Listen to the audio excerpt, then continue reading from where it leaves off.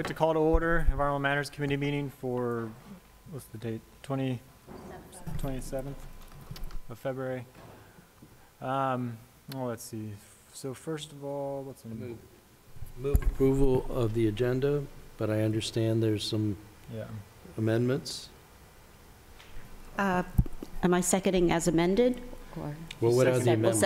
We'll second. All right, yeah, so I would like to amend it by removing, let's see, you want to remove ID-385-18, Public Works update on Milkshake Lane and stormwater issues, and also remove, well, and this one's going to be delayed until the next meeting, ID-388-18, OEP presentation on the plastic bag ban fee.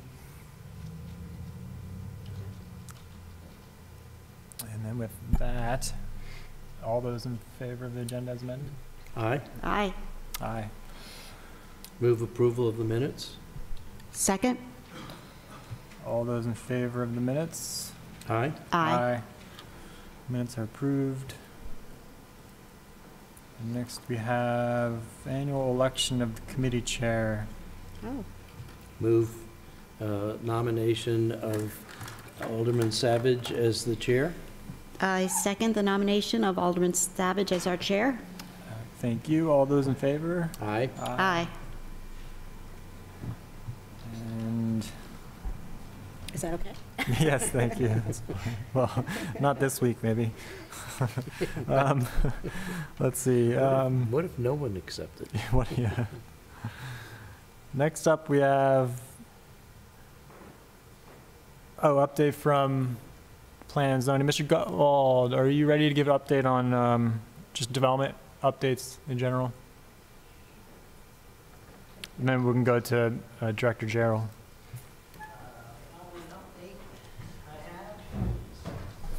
Pete Gutwald, Director of Planning and Zoning. The only update that I have from last month is the submission of the Village of Providence Point, Anything which is happen? under review.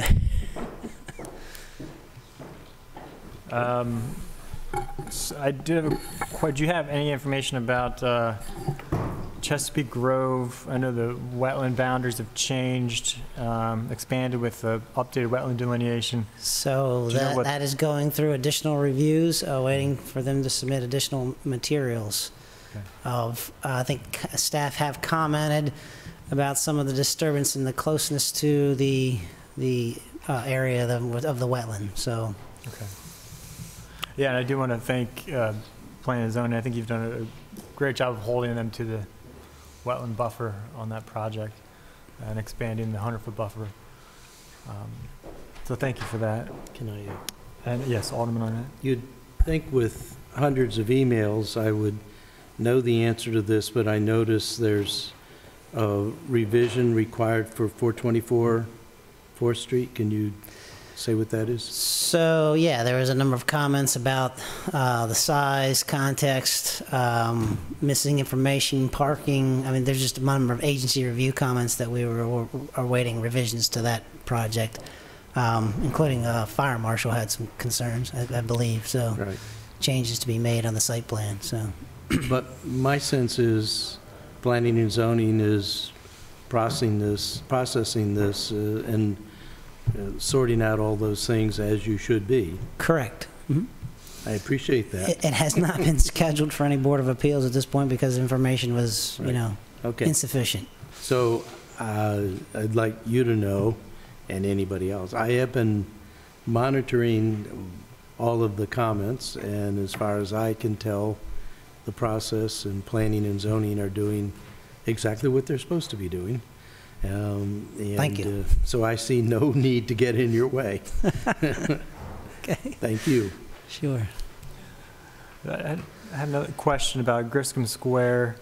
I can't remember if I sent these pictures to you, but a constituent sent some pictures of Griscom Square is at the corner of, for my colleagues' sake, I guess, at the corner of Tyler and Bay Ridge. Mm-hmm. There's some lots behind the homes there that they're going to be putting, I don't know, half a dozen or so, I think, Right. homes. So constituents sent a picture of just a wet sump area. And looking at the topography, it does look like it's holding water. Maybe it's a question for Director Gerald. I can't remember if I sent it to Yeah, I him either. think But Matt has been out there to look at that, and I think has given some suggestions for that. So Okay. we are aware of it. You know, if David is, but I am. Got the pictures, and we're in discussions with Matt. I know, and I know he went out to the site and visited it, and we are in contact with Mr. Pilley about it. So yeah. yeah, I just wanted to make sure that wasn't going to, that they do take that into consideration in their design and whatnot. I know it's been an incredibly wet year. Well, that's an approved site right now. So I don't know what was. I haven't talked to Matt about it since, but we're not sure what's going on at this point. But They have approved site design, but not grading yet, right? Or do they have grading? okay, you might be right. They may not have their grading permit yet. I don't think they've issued their. I don't think they've even applied for the grading permit. But I meant the site. Yes, I did mean the site plan. Okay. I just had one other question. Parkside Preserve, any update on the grading? Finalizing agreements as we speak. That's going back and forth. I know there was discussions between the two attorneys about finalizing some settlement agreements and things like that. But I'm sort of on the emails of all these legal things going back and forth. That's why I know that's continuing to move forward, and they're trying to get all the agreements squared away and recorded in the courthouse. Okay. All right. Thank you. I have two more, but Ellie.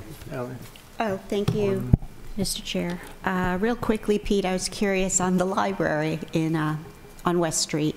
I'm not privy to what their approved forest conservation plan is. I know that they're kicking butt, so to speak, as far as the construction, and They were doing some retention, trying to keep a number of the large trees. Off the top of my head, I mean, that's just going through a construction process, but they have an approved forest conservation plan. And so it's probably about protecting existing trees. If you know the trees along if you're the left side, the west side, yeah, that side, Okay. we're looking at keeping those mature trees, and they did a pretty good job. And then of course landscaping along the back side, Yeah.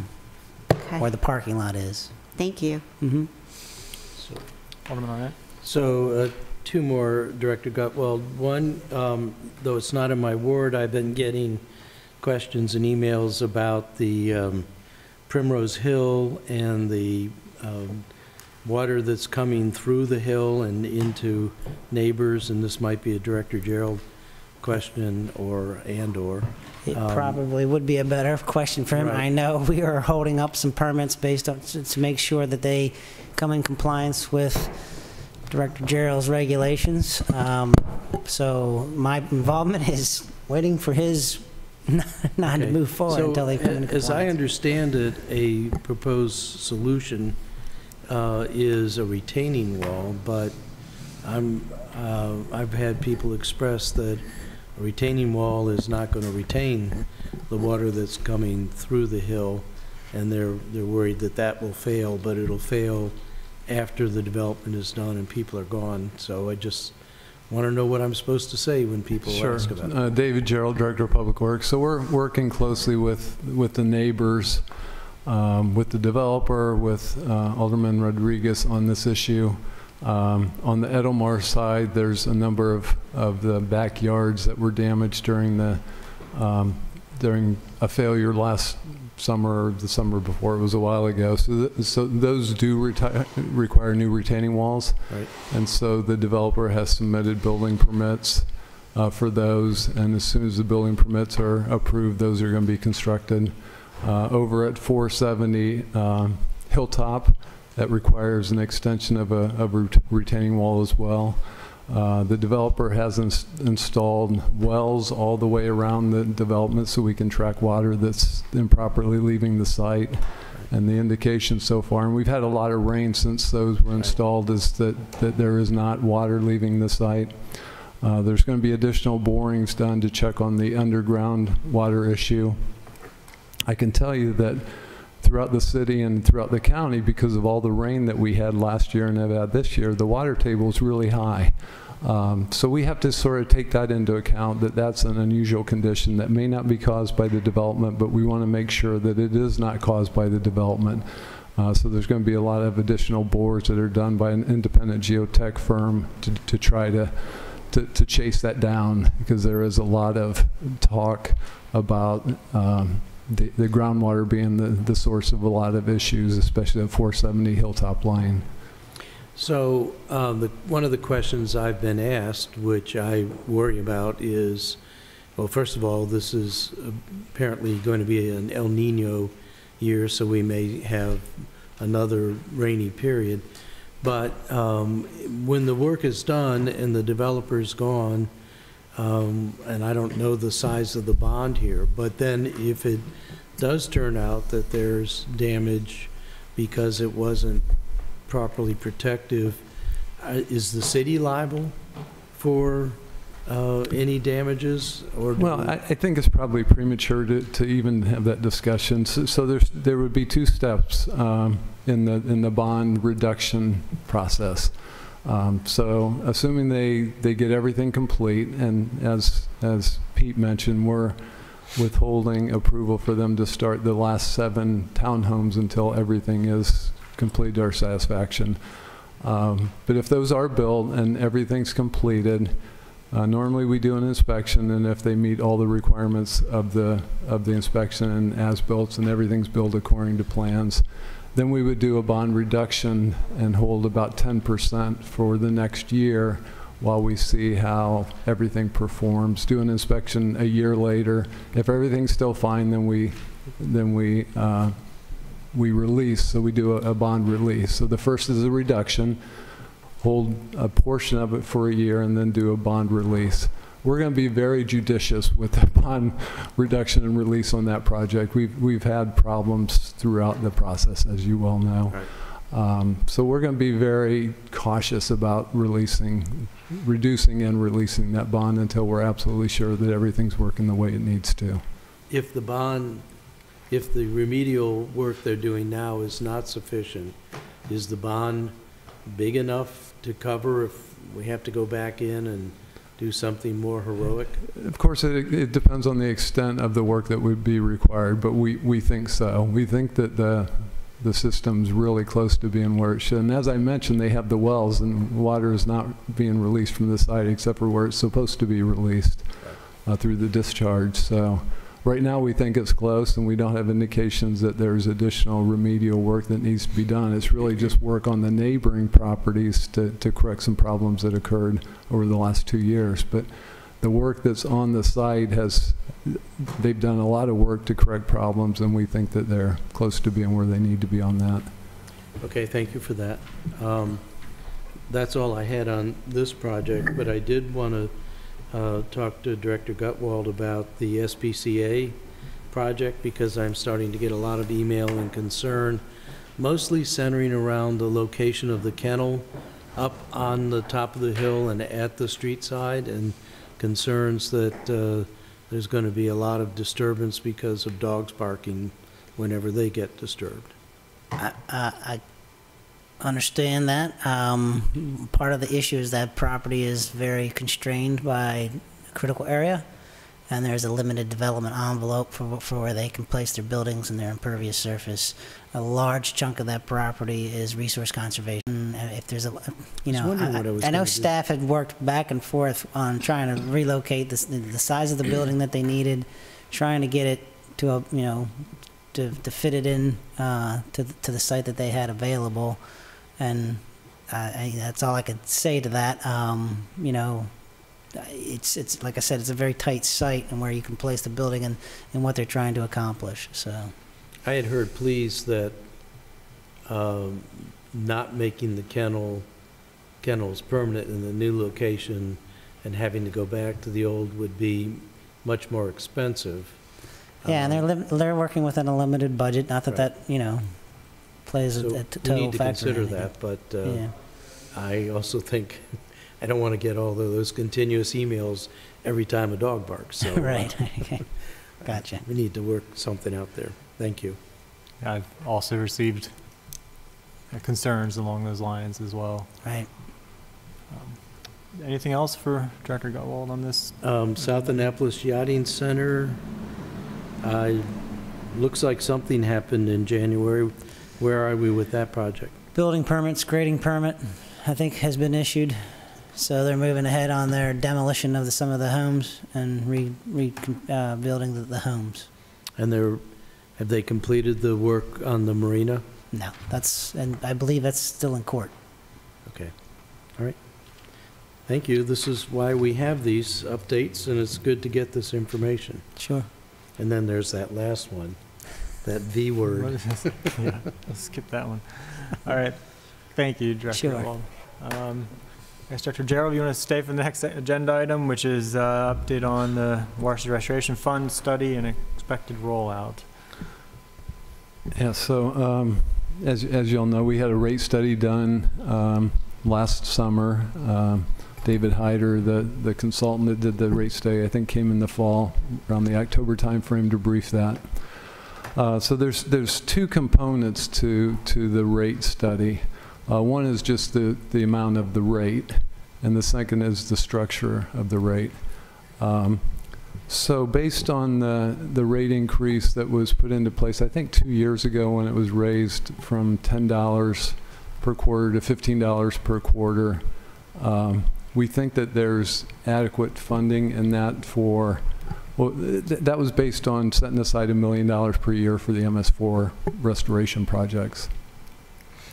So our design, build, operate, maintain contractor is doing a lot of background work right now, looking at the WIP, looking at other project opportunities to see what the best spend plan is going to be for the MS4 projects, to see if the $1 million is the right number, if it's too high, if it's too low. So they're studying that right now. We just had a meeting yesterday to discuss that very subject. Unfortunately, they're not going to have that result in time for the FY20 budget. So our recommendation is to stick with the $1 million a year. Right now, we already have a $2.5 million that's set up. We're spending about a portion of that to get started with some of the projects and the work that Greenvest is doing right now. But we think we'll still have at least $2 million from that 2.5 to start in earnest projects next fiscal year. So with the additional $1 million, we think that we'll be in good shape for those projects. So if anything, the rate consultant recommended 2% increase just to keep up with inflation. But we don't think we will need more than that as long as it's the $1 million that's going to be set aside each year for the MS4 projects. That being said, over the next year, we'll have a much better idea of how much we need, and we'll already have that bank of money available for those projects. So again, right now, the recommendation would be a 2% increase in FY20. That would push the rate up to $15.22 per quarter for each resident, and we think that'll be adequate.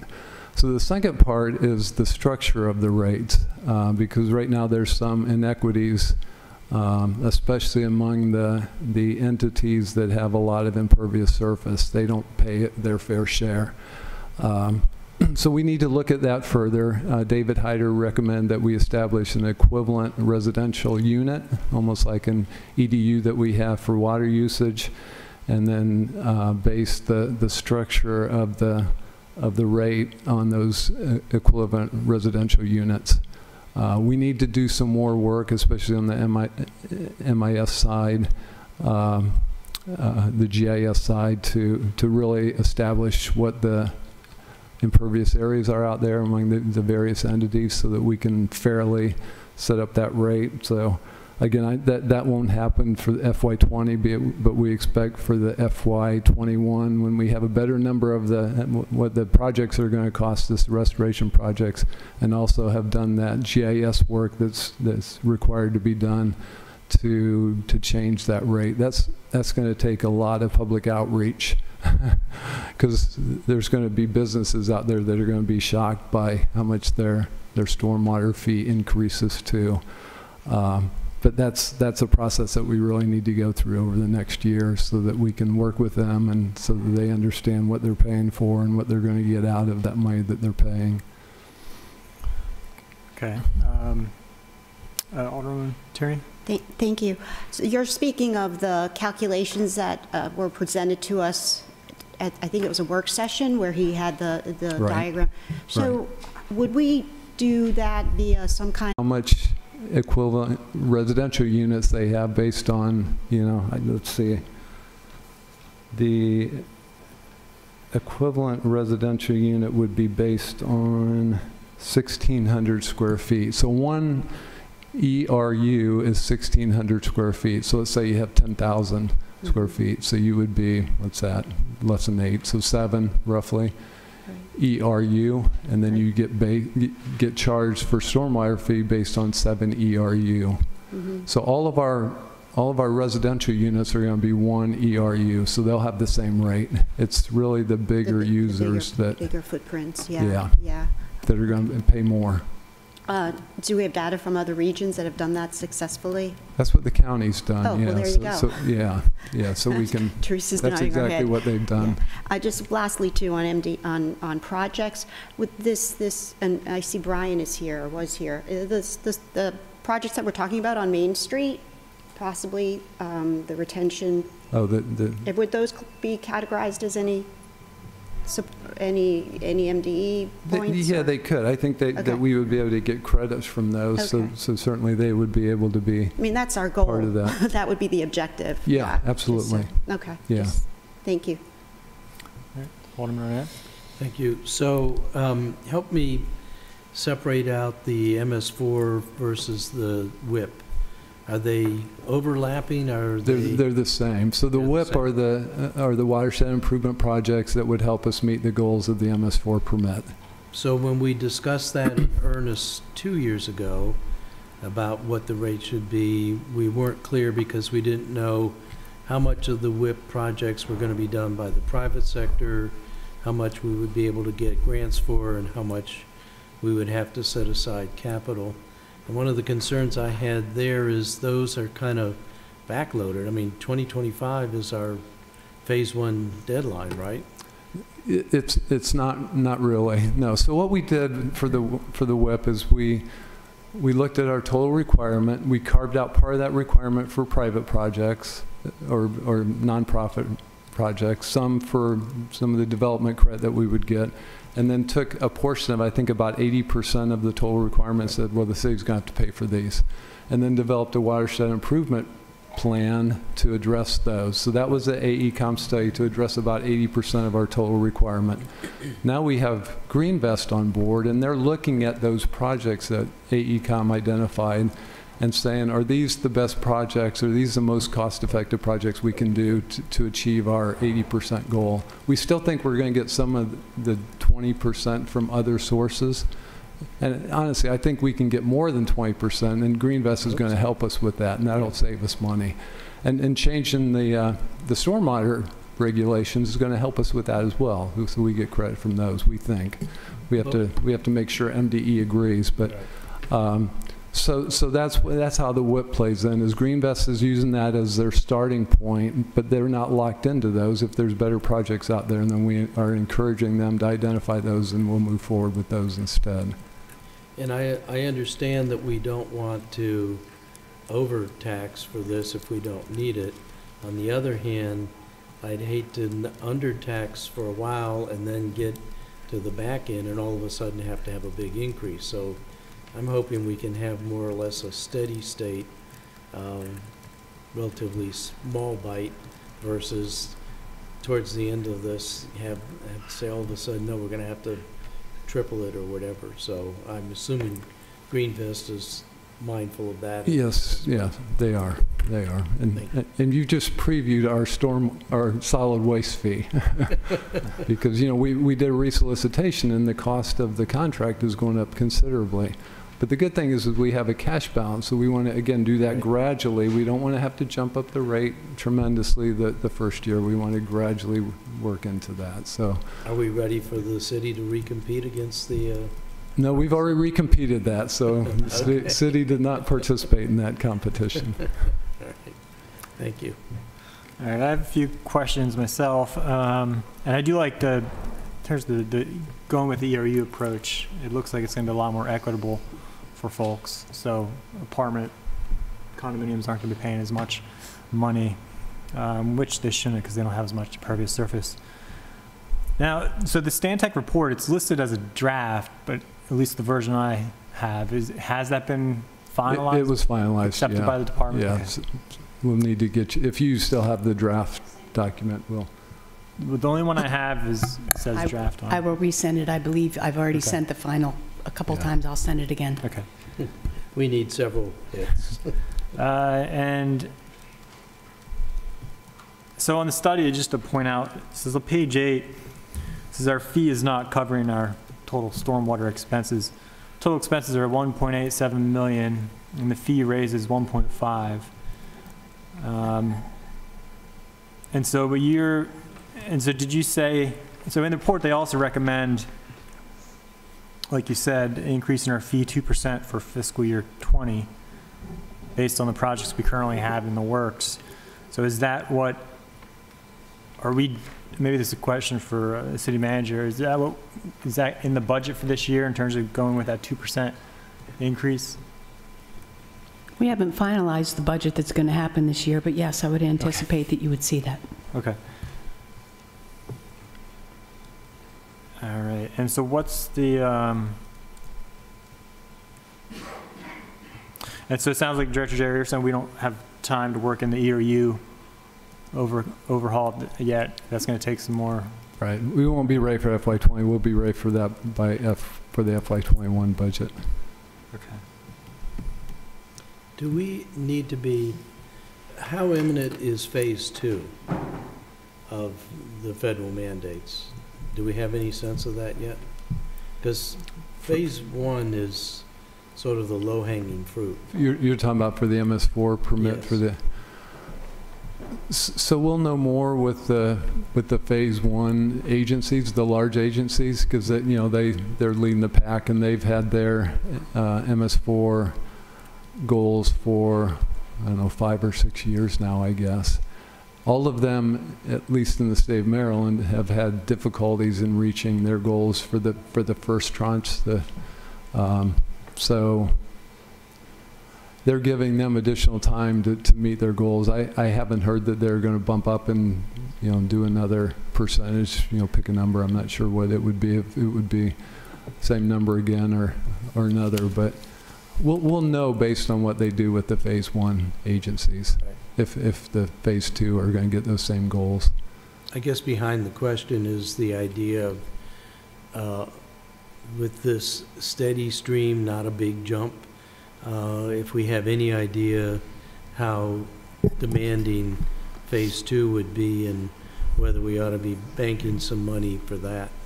It'll be much more demanding. Yeah, I know. No matter what the percentage is, even if it's just 5%, because we're going to obviously get the most bang for our buck with the first ones. We're going to pick those projects that give us that. And so it's going to be diminishing returns as we move forward. Mhm. Yeah. Yeah. Right. Thank you. And so, another question. So it looks like, if my notes are correct, that the report essentially said the fee's insufficient. We need to raise an additional 25% or $370,000 to properly fund for the next fiscal year, but they're still just proposing a 2% increase. Now you had mentioned, and the city manager also mentioned in an email that, so in addition to the 1.5 million in the in the watershed restoration fund, you were recommending another $1 million. Is that the 2% or is that separate from the? Another $1 million in the CIP. So the CIP, 2.5 okay. million was from is in the CIP right now. That's money that's already been approved and appropriated. So another $1 million in the FY20 CIP for those projects. And that allows us to establish that bank that Alderman Arnett was talking about. We're not going to be able to spend $3 million in FY20 on those projects, just Sure. because the permitting requirements for those are so arduous that it's going to be hard to get construction started, but we'll be working towards that. But we'll have a bank of $3 million for projects. Okay.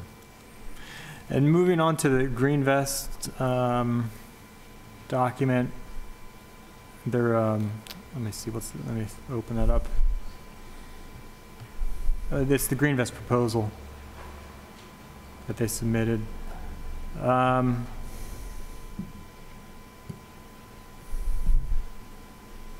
So if I read their proposal, it says they've already identified 2 projects that need to get started within fiscal year 20, the Timber Creek and Truxton Heights.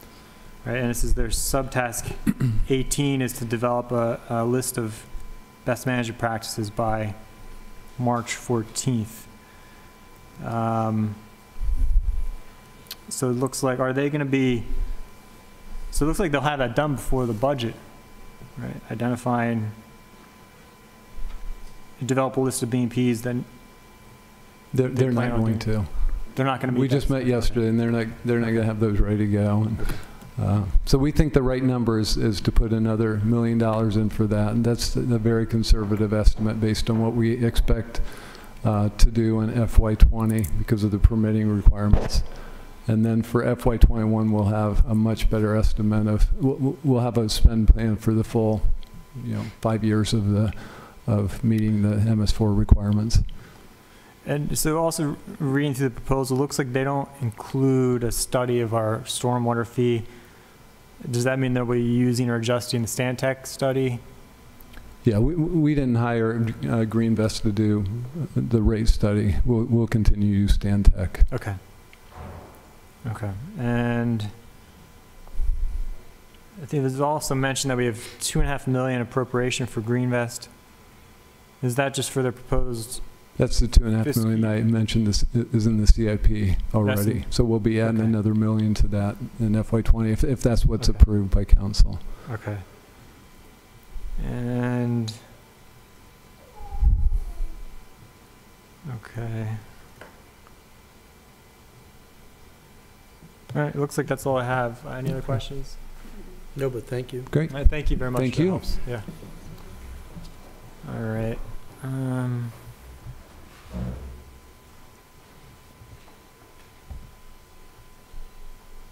Next on the agenda, No net loss. no net loss. All right. Let me bring up my notes.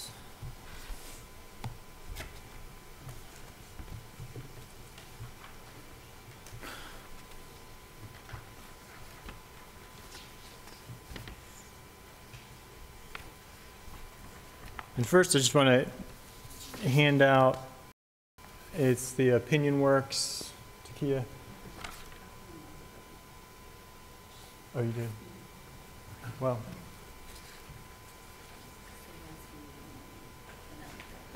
Oh, there's packet. Okay. That works. Thank you. Thank you. So it'll be the last page in your packet. But I do have another copy if you see you'll have one. So this is just something I saw. It came out, the state, as you may be aware, is working on their own no net loss act. And this was some research that was done by, polling that was done by Opinion Works. And just to highlight, it says there's overwhelming support among Maryland's voters for saving forests and protecting trees, according to our most recent statewide poll. This priority is so strongly felt by voters that they favor forest protection by an enormous margin, even at the cost of growth and development. Elected officials who make forest protection a priority are much more favorably viewed by voters of all parties. So if you look at the first question, this is set a goal to save Maryland's remaining forests, even if it means slowing growth and development. 87%, a whopping 87% agree with that sentiment. On the second page, the other question, is it important to save Maryland's forests even if a development project had to move or cost more? A whopping 84% agreed with that sentiment.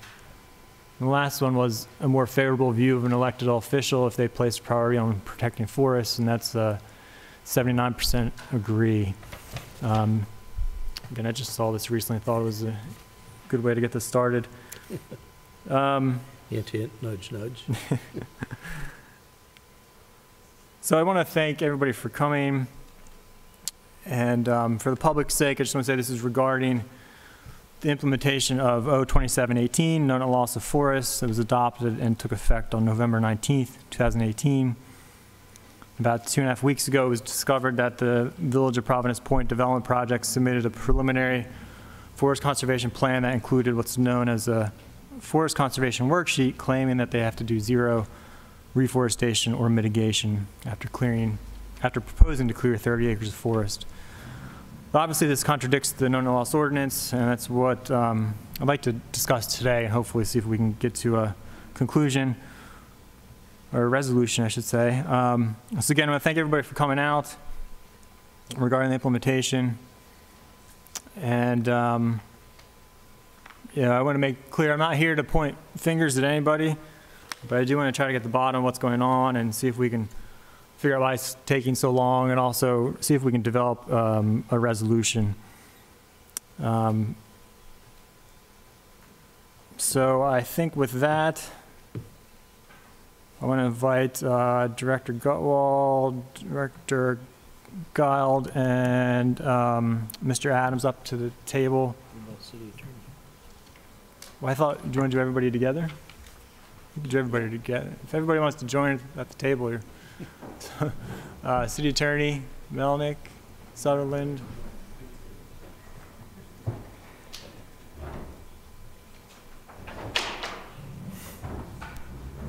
And Mr. Deming, I want to thank you as well for coming. I'll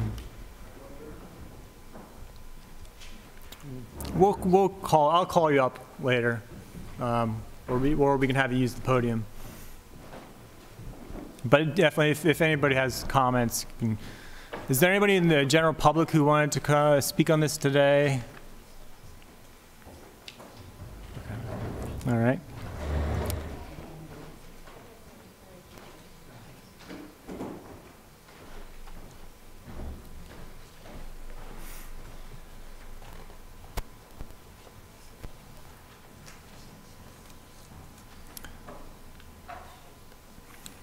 So, why don't I just get some of the underlying facts out there? So I just want to start with Director Gutwald, and again, let you know I'm not targeting you or blaming you. Mistakes happen. What I'm more upset about is just the response of the city at large. So could I just give you sort of an update of where we are? Because no real that'd decision has been made regarding that. Yeah. The department is still reviewing, or just started review. As you know, Mr. Smith was, when this thing first was submitted, the application came in, Mr. Smith went away for 2 weeks, so not much has been, that's one of the delays, because he's the project lead on this. Yeah, sorry. He is the project manager of this development, so, you know, it sat for 2 weeks for those purposes, yet we did meet our time requirements under posting and the property and uploading the information on all of that. So and he's still going through his review. I know he's already stated to me there's additional information that will be required that he's noticed lacking in the plan, regardless of this issue. So I just wanted to let you know that we're still digging into this, you know, aside from the issue of 027. So. Okay. Yeah, Alderwoman Tierney, you have a question about that? Hi, Pete. Thank you. I just want to establish a timeline here, just for the public record.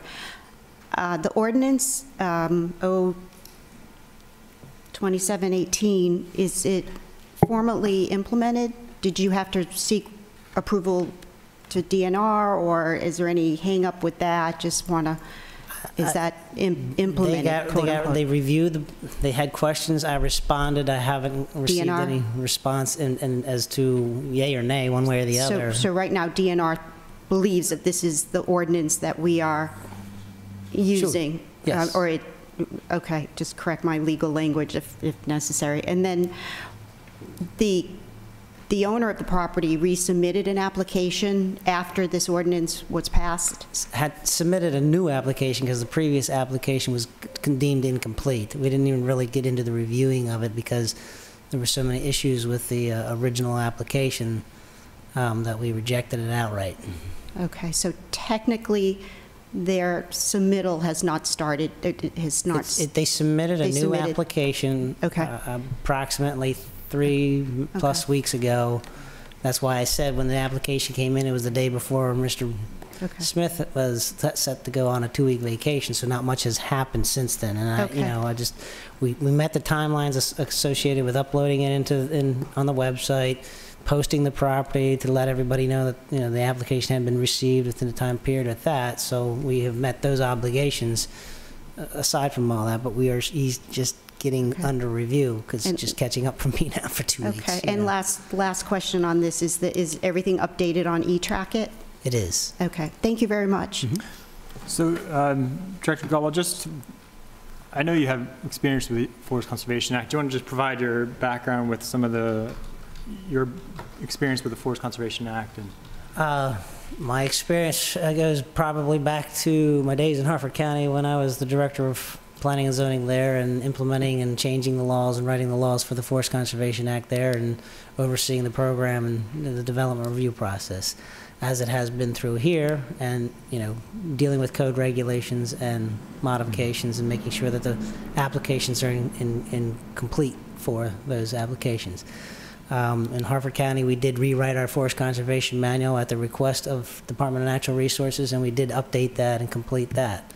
And in here, we've been working together with the previous director of Office of Environmental Policy on writing the city's Forest Conservation Manual. Okay. And So that's, I working wanted on 15 years. Okay. I also want to go into a little bit about, make sure we're all on the same page about these provisions of the Forest Conservation Act that we're going to be talking about. Can you give a briefing about conservation threshold, retention credit, break-even point? So in the worksheet, you have you go through your process of your land use designations, what the thresholds are for each of those land use. There's a calculation done for the threshold based on that. In the State Forest Conservation Manual, there's a break-even point that you apply a factor to identify what's the allowable clearing of forest prior to having to do any mitigation. Then based on that, you look at the areas of forested that is to be cleared and removed. From there, you determine whether you're above or below the thresholds, and if you're above the threshold, there's a ratio which you have to mitigate for. And then as you go through the process on the worksheet, there's credit that's given, and then you find out and then at the bottom of it, you end up determining how much mitigation is required based on each one of those formulas that are established in each of those steps of the worksheet. That's it in a nutshell. I don't know how much more detail. Well, I did prepare some materials for this because I want to make sure everybody does understand it. Takia, could you pass this out, please? It wasn't in the pile. So this exhibit, yeah. So it's just a bar chart that I put together. It'll help explain these three concepts, make sure we're all in agreement. And Mr. Deming, you're welcome to let me know if you want to chime in on any of this. So once you all have it, I'll get started. So the whole bar you see here, let me scroll down to my notes here. So this bar represents, I want to first talk about the, so represents kind of the conservation threshold. And this is what we're going to use to calculate forest mitigation, which is how much forest needs to get replaced. It has nothing to do with how much forest you can clear or how much has to be protected. The protection provisions are in a different part of the code, dealing with the priority retention forest. So for example, you could clear all the forest on a site as long as it isn't priority forest. Can we, but can I interrupt? Can we go back to basics? I'll explain this in a second. Is it a 100-acre Yeah. parcel? I'll get there. Okay, all right, sorry. All right. So like I said, you could clear all the forest on the site, but you're going to have a lot of mitigation if you do that. So just to show you with this chart, it represents one plot of land. For the case of this argument, it's 100 acres. So it's a 100-acre site, and the conservation threshold, which is that red line at the bottom, represents, again, that represents the conservation threshold. And in this case, it's 20%. or 20 acres. So all the green is forest in this chart. So you see there are 80 acres of forest and 20 acres at the top, which is not forested. So again, the conservation threshold, look at that red line. Any forest cleared above that line is what's mitigated at 1:1. It used to be mitigated at a quarter acre replaced for every acre removed. That was changed by the last council to be 1:1, and that's what it is currently. But again, so if you clear below that red line, that's when your mitigation jumps up to 1:2 replacement. So 2:1. Every acre you remove, you have to replace 2 acres or mitigate 2 acres. So again, 1:1 above the line, 2:1 below. And in this case, they're proposing to clear 30 acres above the conservation threshold, and that's the light green area. So if they clear that light green area, they'd have 50 acres of forest left on the site, or 30 acres left above the conservation threshold. And so, does that make sense? No. So above the, oh, yes. I think you just said that they were clearing 30 acres above the conservation threshold. That's what gets you from the 20 to the 50 for the break-even point? No, I haven't gotten to the break-even point yet. Okay, so where on your chart is the 30 acres that they are clearing above the conservation threshold? So the light green is the 30 acres, the light green. Okay, which is above the break-even point. Yes, that's above the break-even point.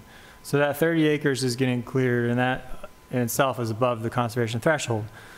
So since they're clearing that 30 acres above the conservation threshold, that means it's 1:1 replacement ratio, right? However, so in this case, they would have to mitigate 30 acres of forest. However, the dark green, which is below the light green and above the red line, that's 30 acres that they're protecting on site above the conservation threshold. That means they're getting that 30 acres of dark green as a credit. So that Under the old rules. under the old rules, yes.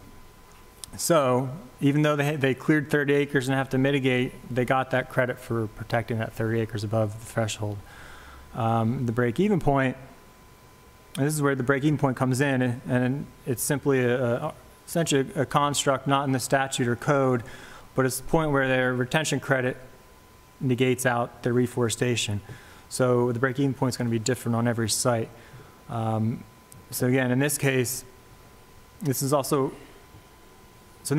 the break-even point's at that 50 acres.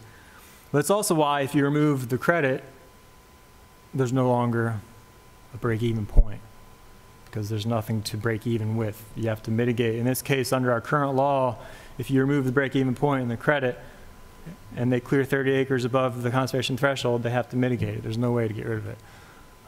Is everybody in concurrence with that? Does that make sense?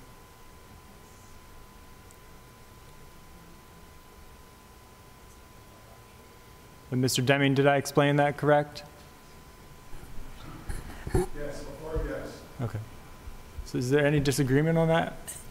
I would just state that it's not to my understanding with what was changed in the legislation. No, this is under the old rules, right, so far? Well, no, I understand that we're classifying the break-even as a credit, but I'm not quite sure, and that the break-even point it was never established as a credit under the old law. It was silent under the old law, if you will, and referred to in the worksheets of the state manual. Yeah, So well, that's where let me jump my up. confusion, if you will, or my understanding of where we were. Because of all the other changes we made to the code previously, and I understand your point about we've changed the worksheet before when we changed the code, each and every one of those references that were changed in the code had a direct correlation to the worksheet. Well, let's This look up. did not, but I completely understand where you're coming from in your explanation of the break-even point is quote-unquote a credit. Well, it's not the credit. It's where the credit negates your reforestation. I mean, if you look at it, so if we look up the legislation that we adopted, I think that's in your, can I see that? 'Cause I can't- So if you look at the legislation we adopted, it strikes, on page 2, it strikes each acre of forest retained on the net tract area above the applicable forest conservation threshold shall be credited against the total number of acres required to be reforested under the subsection. So again, it removes that. That's page 3. Oh, page 3, sorry. Yeah. So it removes that credit, which is anything above the applicable forest conservation threshold, which is again that green area above the red line, if protected and retained, is credited against the total number of acres required to be reforested under the act. So we got rid of that credit. It also goes on to say the calculation of the credit shall be according to the criteria provided in the Forest Conservation Technical Manual, which we also got rid of. So again, is there, Mr. Deming, did you have anything you wanted to add to that? I know you, first of all, if you state your name and your background. Is that on? Bright green. Okay, thank you. Well, for members of the committee and members of the public, my name is Thomas Deming, and the reason I'm involved in this at the request of area citizens is that from 1979 to 1994, I held the position of Assistant Attorney General and Principal Counsel to the Department of Natural Resources. It was during that time that the Forest Conservation Act was passed by the General Assembly in 1991, and subsequently the department promulgated the regulations and the Forest Conservation Manual. Part of my duties as Principal Counsel was first to represent the department before the General Assembly, work with the committees in the House and the Senate that were marking up the bill as introduced, and working out amendments that were acceptable to the department and the committees. So I was very much involved in the crafting of the legislation.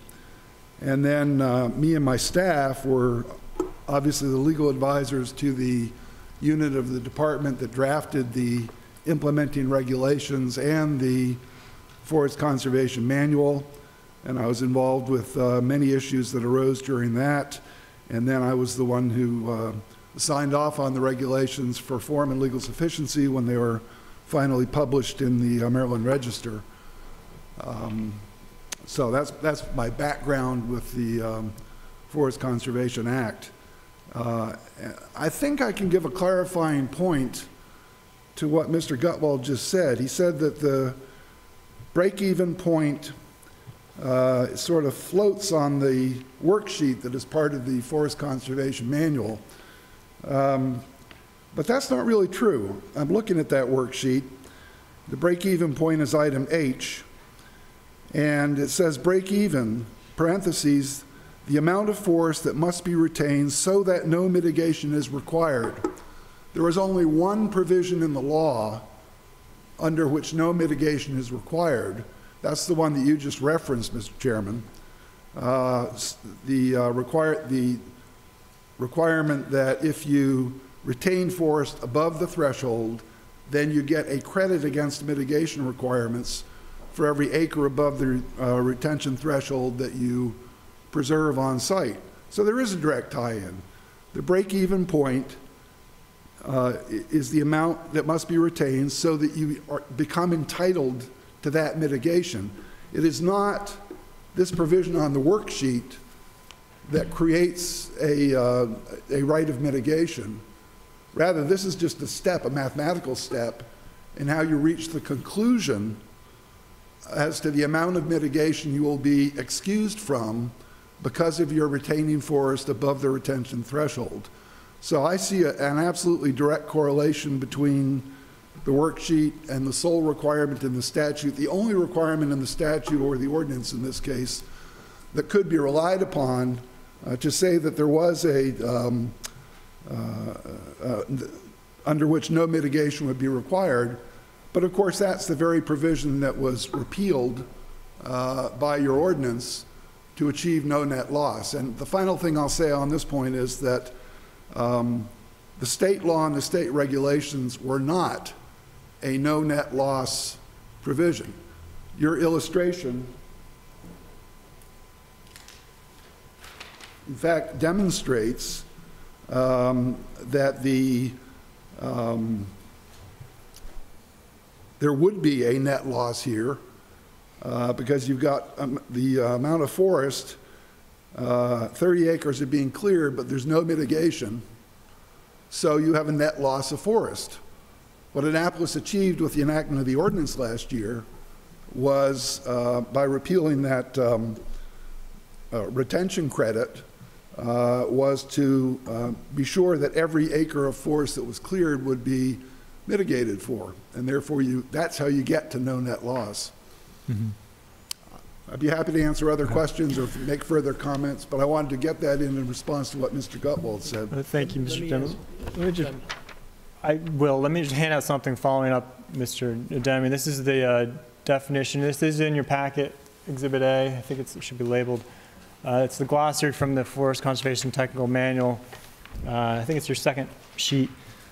And it says break-even point, the point at which the forest conservation area requirements can be met solely through forest retention without added reforestation, and that's through the credit, retention credit. So, Alderman Arnett, you had a follow-up question. Well, I am not an expert in this at all, but I'm trying to figure out what we need to do with the worksheet, which seems to be the issue. How do we use the worksheet?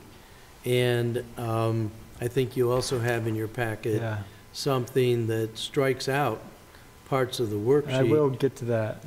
Well, to me, that's the bottom line. It is. How do we use the worksheet? And I think that... And I will get to that. Okay. And if I can just wait a few minutes, because I do want to just make sure some of these basics. Is everybody in agreement in terms of everybody understand those conservation threshold, break-even point, retention credit, or any? I don't. You don't? Which part of it do you have? We do it again. Yeah, do you have a question? Thank you. I listened to what you said, Alderman Savage, and I heard you said that the break-even point is not in the code.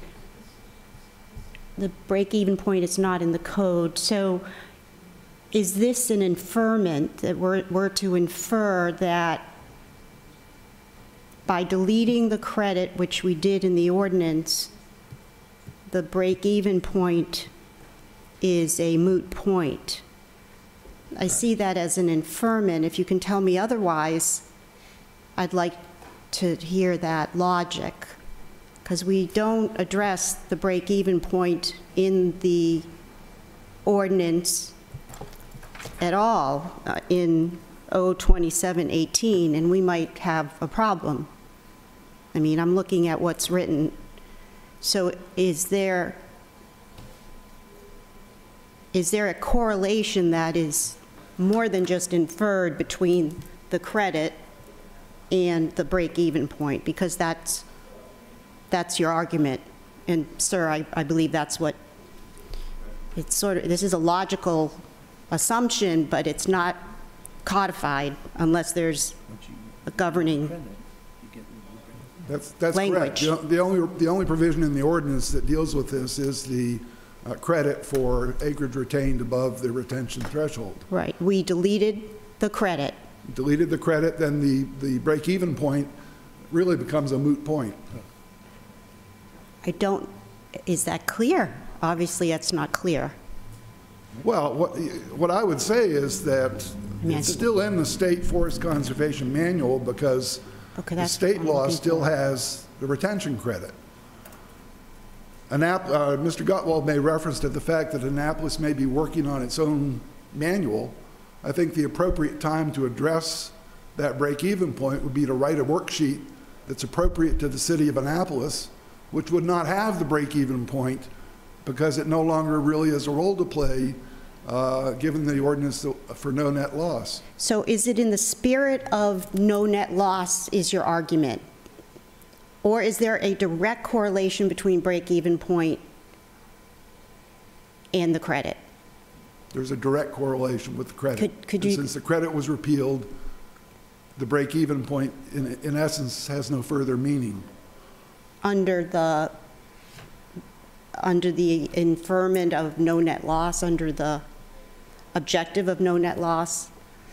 I mean, I don't see that correlation written. I'm looking at DNR documents. I'm desperately trying to find a correlation, or am I missing just the math? Well, again, you won't find it written in the DNR manual because the state law still has the requirement for awarding a credit for acreage retained over the retention threashold. Okay, let me ask it this way. Sorry to interrupt. So was the break-even point, was the reason for the break-even point because of the credit? Was that, I'm not sure about Yes. that. Yeah, so here's the definition from the technical Well, I think manual. that's what we're in disagreement about, because we're still calculating the break-even point and we deleted the credit, is what the Correct. city's position is. Correct.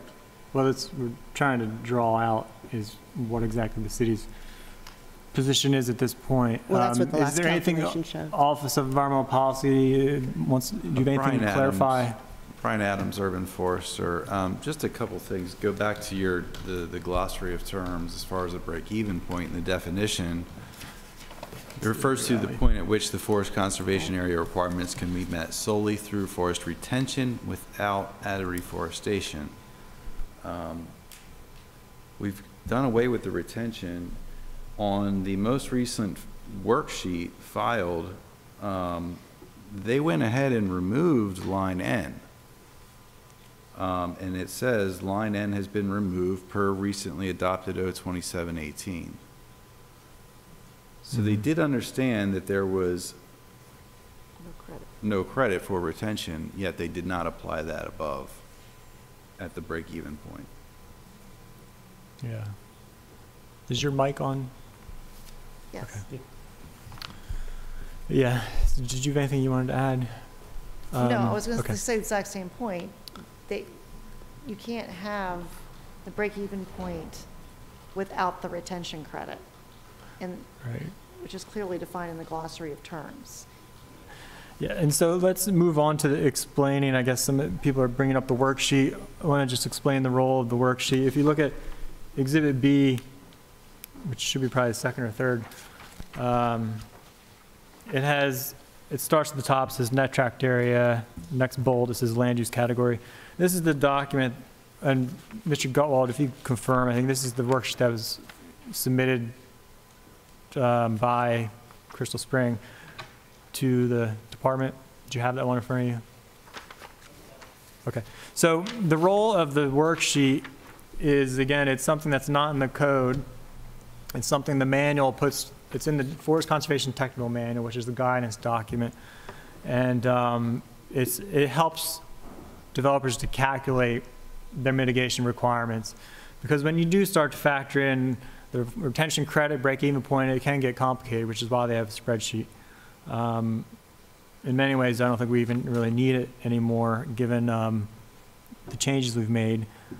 But so again, if you notice the changes in this one that was submitted to the city, as I think Alderwoman Tierney said, or actually Mr. Adams said, it removed N, which is credit for retention above the conservation threshold.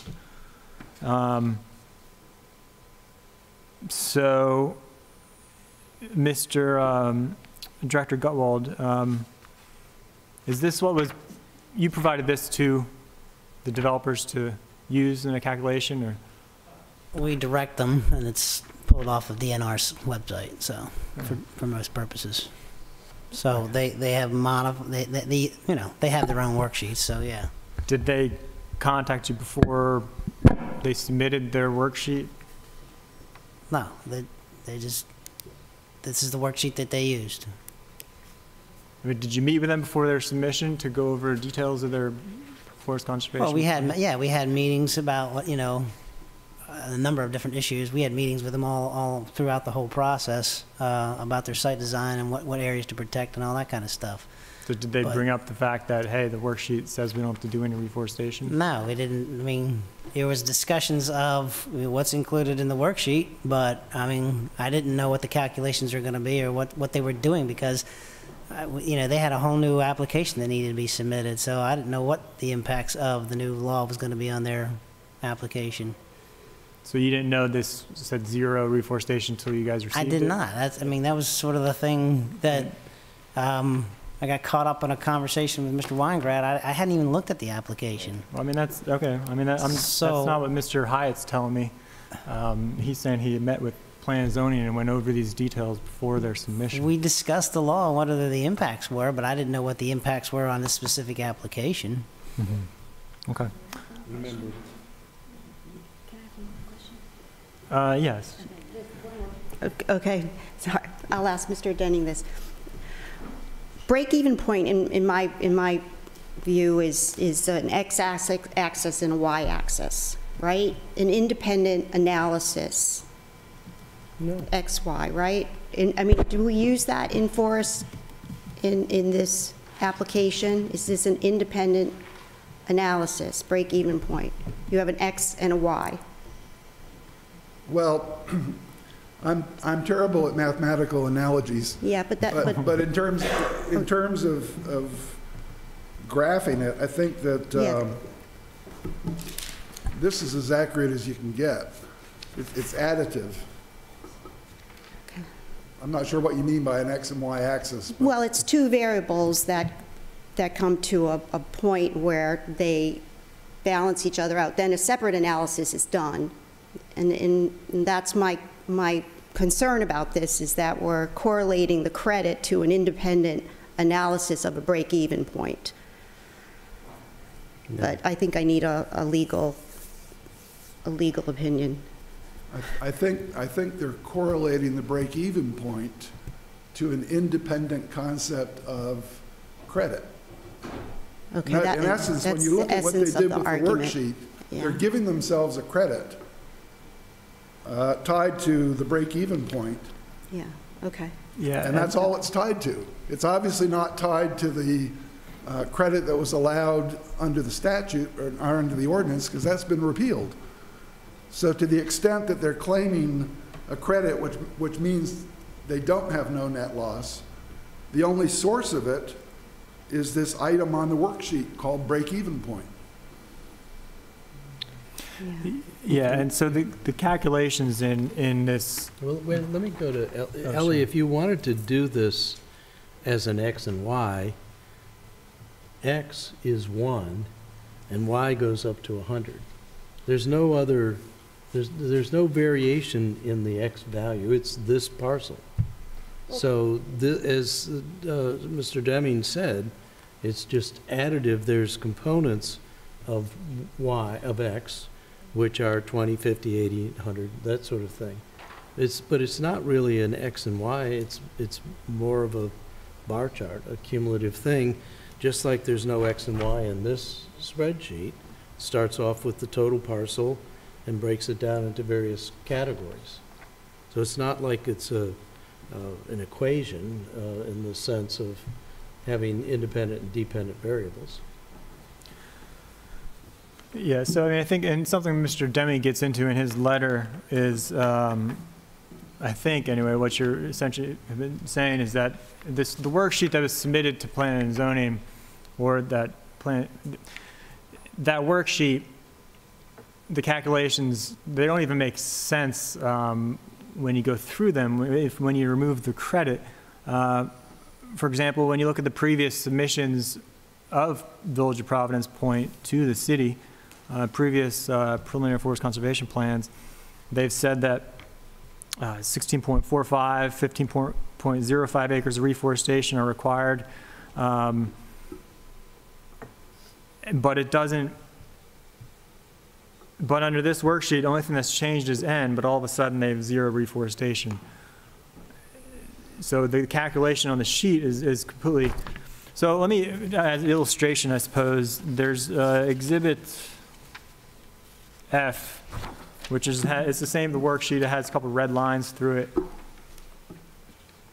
And this is, yeah, that one. This is something I put together, which in my view is the correct worksheet, in the sense that to accurately reflect the ordinance. So you're still getting rid of N, like Director Gutwald said, but also you have to remove the break-even point, because it says even in in H, it says amount of force that must be retained, so no mitigation is required. So essentially, you remove all of H, all of I, because there's no longer break-even point. You remove the note underneath K, which talks about the, which includes the break-even point calculation. And then you remove N on after, sorry, you remove N from P because N is the credit. So that's the other thing that, sorry? Is P even relevant anymore? Because Well- P is L and M, and L and M are 0 because they've used the old worksheet, not the worksheet that needs to be amended to comply with the passage of the code. Right. Well, L and M are off, but if you look at the language of L, it says reforestation for clearing above the conservation threshold, and that's what should be 1-to-1. That's what we pass. That's what's in the code. And if you want to look at the code, I mean, it's. Right. So, but I think we have that in there. But in any case, M is clearing below the threshold, which is the 2-to-1. So the calculations are off because if you look at, let's see. So L would refer to G? Area above Yes. the conservation threshold? Yes, it should. And so that's the thing. These calculations have not been updated. All they did is strike one line from the worksheet. And I think we can get back to that, but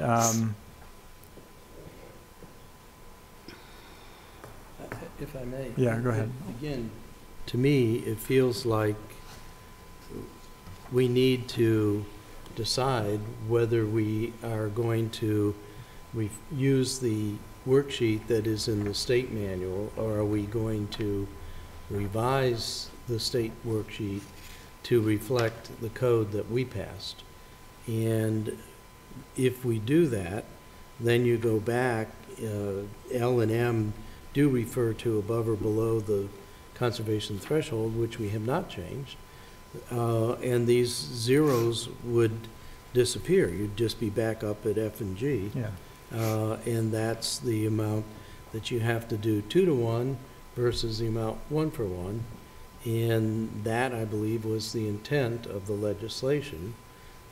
So I mean, this is, at some point, we need to get the city attorney in here, but the question in my mind is, do we need a remedy in the sense of issuing a revised worksheet, or do we say we no longer need the worksheet? I mean, I think we would we still have to identify above or below the conservation threshold, but I don't know what else we would need of this. Well, I mean, that's part of one of my contentions is that this should have been handled as an internal administrative correction instead of being dragged out and referred to the law office. I mean, just as a previous example, Mr. Gutwald, we had. I don't, first of all, I don't think we need to go there, but secondly, I think I would like to hear from the law office. But do we need to issue a clarifying worksheet for the edification of all the future developers that are coming along, that they'll know, don't go to the state worksheet, go to the worksheet that's compliant with the city code. Right. I mean, my point is that should be crafted. I don't see that coming from the law office. That's more of an internal administrative decision. Let me differ with you. The conversation that we had at lunch with the city manager, I do think that the city manager is prudent in wanting to get an opinion from the Office of Law, because this is going to be very topical. It's going to be controversial, and I think I'd like to know, for my own comfort, does the Office of Law, in reviewing these from a legal perspective, think that we need to change the state worksheet? And if we do, what does the Office of Law think? Or will the Office of Law defer, probably correctly, to the manager, the director of Public Works, who has umpty years, and say to the director of Public Works, how do we fix the spreadsheet? So to me, the bottom line is, what do we do to make it clear to developers what are the new rules in the city because of the passage of no net loss? Well, I think we do. Alderman Tierney wants to back up for a second, but I do want to say I feel like it's.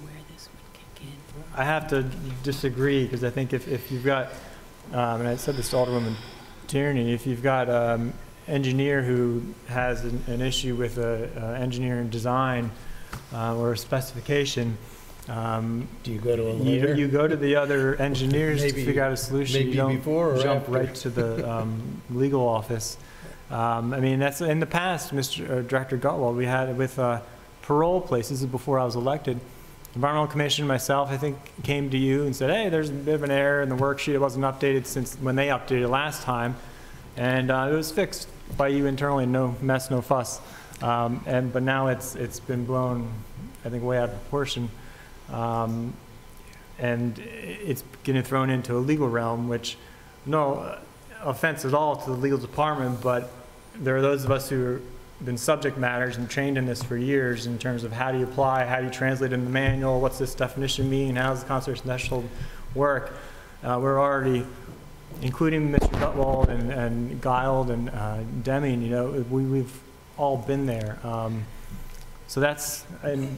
The Office of Law would be prepared to discuss legal issues. What I've been hearing today and throughout the discussion are interpretation of a calculation from a state worksheet and a state manual. I'm happy to be heard if you want me to be heard, but I'm not going to interject myself if you don't want me to be heard.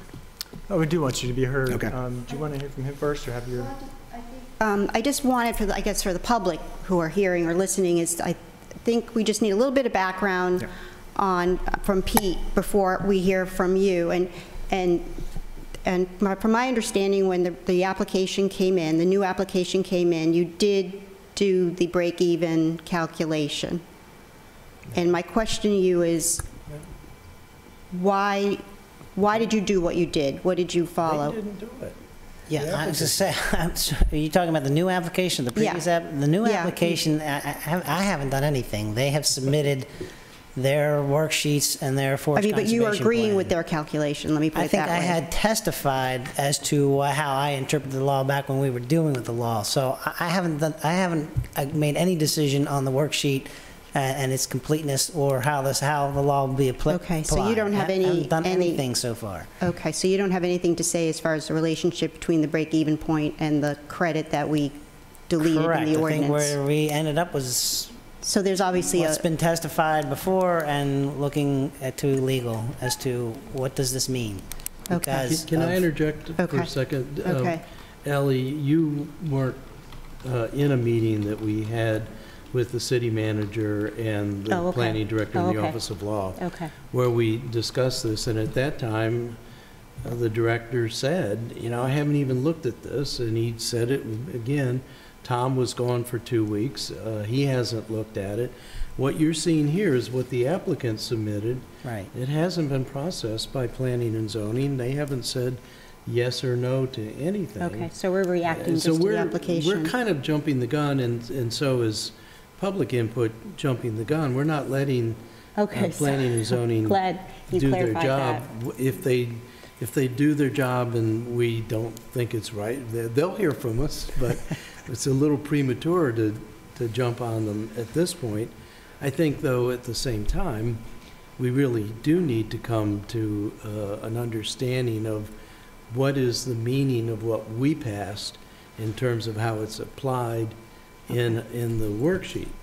And I think the city manager's been trying to get a word in edgewise, and I really would value hearing from the city attorney as well, but I'll wait till the Absolutely, right time. City attorney or city manager, either one of you want to chime in? Would you like to hear from the city manager or from the city attorney first? You go first, I'm Okay. doing that. The city attorney first learned about this issue on February 7th. So it was at that moment in time that the city attorney's office was asked to render some legal opinion regarding this. And the city attorney has prepared a legal opinion as of today, after having spoken with the Office of Environmental Policy this morning and having reviewed some of the materials that were provided. The issue that the city attorney looked at was whether Ordinance O-2718 removes the break-even point from the Maryland State Forest Conservation Technical Manual worksheet calculation that's used to determine reforestation requirements. And the reason that's the issue is because the city is bound by the state Forest Conservation Technical Manual and its worksheet that's included in that, and that's because under 21-71-040A, that provision notes that the Department of Planning and Zoning shall adopt within 6 months of the chapter's effective date a Forest Conservation Technical Manual, and further states until such time as the department adopts a Forest Conservation Technical Manual, the department shall use the state's Forest Conservation Technical Manual. Okay. So that's the overlay that we begin with here. We are obligated to comply with the state's Forest Conservation Technical Manual that includes the worksheet that we've been talking about. Which worksheet is that? So we begin there. If you let me finish or continue, I'd be happy to, but if you have a comment, that's fine. I'll wait, go ahead. No, go ahead. I want to address your concerns, so go ahead. Well, I mean, just that statement alone, I think, is not correct. We're not complied. I have to give you a beginning point. Let me just finish my point. Yep. We're not obligated to follow the technical manual. We don't have our own, so we do have to refer to the state.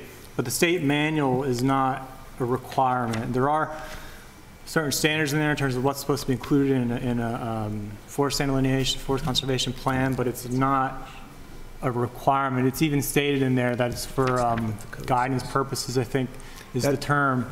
That's contrary to the city code. You're entitled to your interpretation. It's not, no. I mean, what's the code say then that you're referring? 21, well, I just read to you, until such time as the department adopts a Forest Conservation Technical Manual, the department shall use the state's Forest Conservation Technical Manual. Is that city shall code means or must, state? yes. Right. 2171.040A. Right, but everything in the manual is not tailored to our act, and it even says in the manual and in the statute itself that the manual That's correct, and that's is for guidance purposes. We had this whole debate many years ago, actually, about the use of Alderman Savage, I believe you're jumping the gun a little bit. I'm just trying to give you a framework. You've asked for a legal opinion. I'm trying to give you a legal framework upon which a legal opinion can be drafted. I led off this discussion by indicating to you that I thought that this was an interpretation issue and was not a legal issue. I was asked to draft a legal opinion, and I drafted a legal opinion based on the law, and that's the only thing that I can draft a legal opinion regarding. I've begun my discussion by indicating to you what law applies, and that law that applies requires that the city adopt or use the Maryland's Forest Conservation Technical Manual until such a time that it adopts its own. So I do really want to hear you out fully, but for me, I hope the bottom line is you're going to recommend to us if we need to make any kind of remedial action, like pass a resolution amending the worksheet or something like that. That's what I'm hoping. I know what we intended, but I want to make sure what we intended is what we're accomplishing. And Alderman Arnett, I appreciate that thought because, I'll make 2 points. I'll indicate what my short answer was, and I'll give you my conclusion. Yeah, let's let him finish. My short answer was that when you apply the principles of statutory construction, the plain language that's presently in O-2718 does not remove the break-even point from the state's Forest Conservation Technical Manual worksheet calculation. But having said that, my conclusion is that Ordinance O-2718 purport by striking what used to be, I believe it was a 3-1 or 3-2, I have to remember which one of those two it was, and I could look through my notes, purported to eliminate the credit for retention above the conservation threshold from the reforestation requirement. The language, however, does not address the break-even point that is present in the state provisions. In order to eliminate any uncertainty related to a desire by the City Council to eliminate the break-even point from the calculation, in the currently applicable Maryland Forest Conservation Training Technical Manual worksheet, the City Council may enact an ordinance that amends Chapter 2171. And in the alternative, a City of Annapolis Forest Conservation Act Technical Manual that's adopted by the Department of Planning and Zoning under City Code Section 2171.040 may include language that clarifies that the break-even point does not apply to its reforestation calculation. Having said that, ideally, O-2718, rather than just simply striking the old language, really should have expressly indicated that the Maryland Forest Conservation Technical Manual does not apply to these situations, because you've got that overlay in place even after you strike it. However, the striking of that language in O-2718 manifests the intent to get rid of the credit, but it doesn't talk about the break-even point. So, a legal question, because my bet is that one way or another this is going to end up in court before a judge. What is important, is it not the intent of the legislators and what they want accomplished? That is precisely the manner in which legislation should be drafted. It should be drafted in construing a statute. The cardinal rule is to discern and effectuate the intent of the legislature, and the words that are actually used in the statute and their plain meaning are the best indicator of that intent. And ordinarily, the search for intent begins and ends with the words of the statute. And it's my advice that the statute be made clear to render that intent, so that there's not confusion and any reasonable interpretations that are contrary to that intent. So, but following that along, the code does not include the worksheet. It is by reference, and it seems to me that the language of the ordinance does change the worksheet. So I would ask you, can we not simply do a resolution that says that these are the amendments to the worksheet, the state's worksheet, that the city wants to use in order to help the calculations for people who fall under the city code? We don't want to put, I don't think we want to put a worksheet in the code. I mean, maybe we do. I'm not suggesting any particular solution, such as a worksheet or not a worksheet. I'm suggesting that there be language that makes it clear to, and captures the legislative intent to not comply or to not have particular provisions of the city code be the same language that is that contained in the Maryland Forest Conservation Technical Manual, which includes the worksheet, because otherwise that exists. Right. It's ever present unless there's some specific mention that, notwithstanding that language in the state manual, this provision applies. Well, so let me test with you this. Just want to finish this up. So all along, even before this particular ordinance, when we went back and adopted our own FCA, it is clear that not only on this council but preceding council that the intention was for the city to strengthen, go beyond the State Forest Conservation Act and the manual and all of those things, and it is the case that we have not developed our own manual, although I really wonder how different it will be from the state manual. There's very few differences. The worksheet would be one of the differences. The worksheet is meant to be an aid to help the developers file their application. I don't think it is meant to be the law, but whatever. I mean, my desire is, first and foremost, always has been, to protect the trees. And I think that the council overwhelmingly has indicated that that is its desire, this council, preceding councils. And I'm interested in what remedial things, if any, we need to do to make sure that by using the state without accounting for what we passed, we lose 30 acres of trees. I don't want to lose 30 acres of trees. So I would ask you, and I would certainly ask the directors both, What do we do to make sure we don't lose 30 acres of trees? Because that's the bottom line for me. My advice is, and again, we were asked to provide this legal opinion, and I will share it with you. It is confidential and privileged, so I wanted to make that clear to you as well, under the attorney-client communication privilege.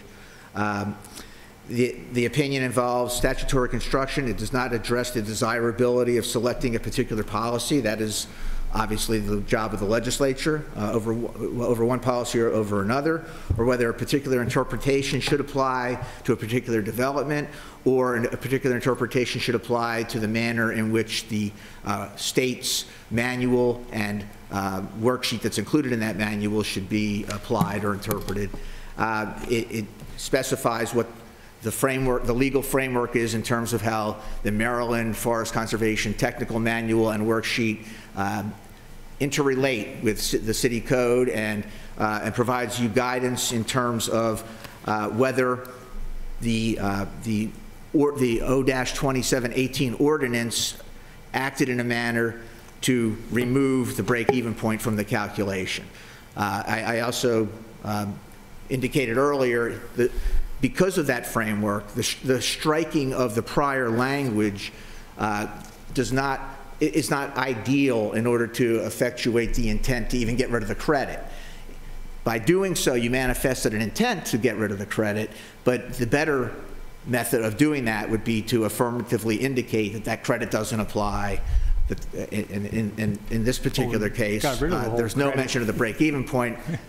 But by the same token, the method of doing that is to demonstrate your legislative intent by your express language and indicate whether the break-even point applies or whatever language that you decide to select for your ordinance. It makes it clear that this language is to be implemented, notwithstanding a contrary provision in the Maryland Forest Conservation Technical Manual. Well, I mean, doesn't, the thing I don't understand, one of the things, is that the code, my understanding is that the code, or in case of the state, the statute takes precedence. That's correct. Right. So you're essentially saying, no, we have to say the manual takes precedence, and I don't believe the manual is, as I understand it, it's part of what the state law requires. But if you look at the manual, and this is reading right from the technical manual, it says this document is the technical manual for the State Forest Conservation Program, which is what we're referencing, and it's informational only. It is not incorporated by reference into the Natural Resources article of the Annotated Code of Maryland or the Code of Maryland Regulations. The legal provisions upon which this manual is based may be found in Annotated Code of Maryland, blah, blah, blah. It is recommended that applicants obtain copies, let's see, before using this manual. Alderman Savage, if I may. Not yet. Before using this manual, applicants should always consult with the local authority where the development will occur to determine if specific local program requirements will apply. And our code would take precedence over the state manual. So if we remove the credit, we remove, just like when the colleague here passed the last update to the Forest Conservation Act, we've not updated, we don't even have our own manual, but you all changed it last time, and Pete changed the worksheet. Yeah, I mean, and also that code, and the language in our code referencing the manual is most likely from the model ordinance itself. It seems like you're arguing with, there's nobody on the other side I'm not arguing with you about any of this. The city code, it's not state law that mandates this. The city code says until such time as the department adopts a forest conservation technical manual, the department shall use the state's forest conservation technical manual.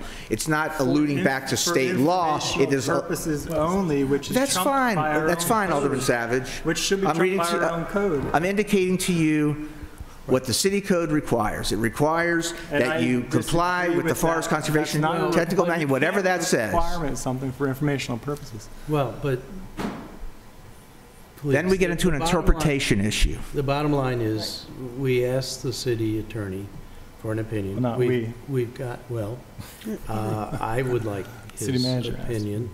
And if there's something we need to do to fix things, make it clearer. And you said yourself, Rich, that best practices would be that we not only say what we want, but we say what is not. Now, the most important thing out of this whole dialogue for me is, have we helped the Director of Planning and Zoning at all with this discussion? I will freely admit, I don't want to lose 30 acres of trees without mitigation, and I very much would like to do whatever we need to do remedially to fix that. And if that's a resolution, if that's an emergency ordinance, I don't care what, but to me, that's really what this is ultimately about. I mean, can't we just accomplish the same goal by simply adopting a different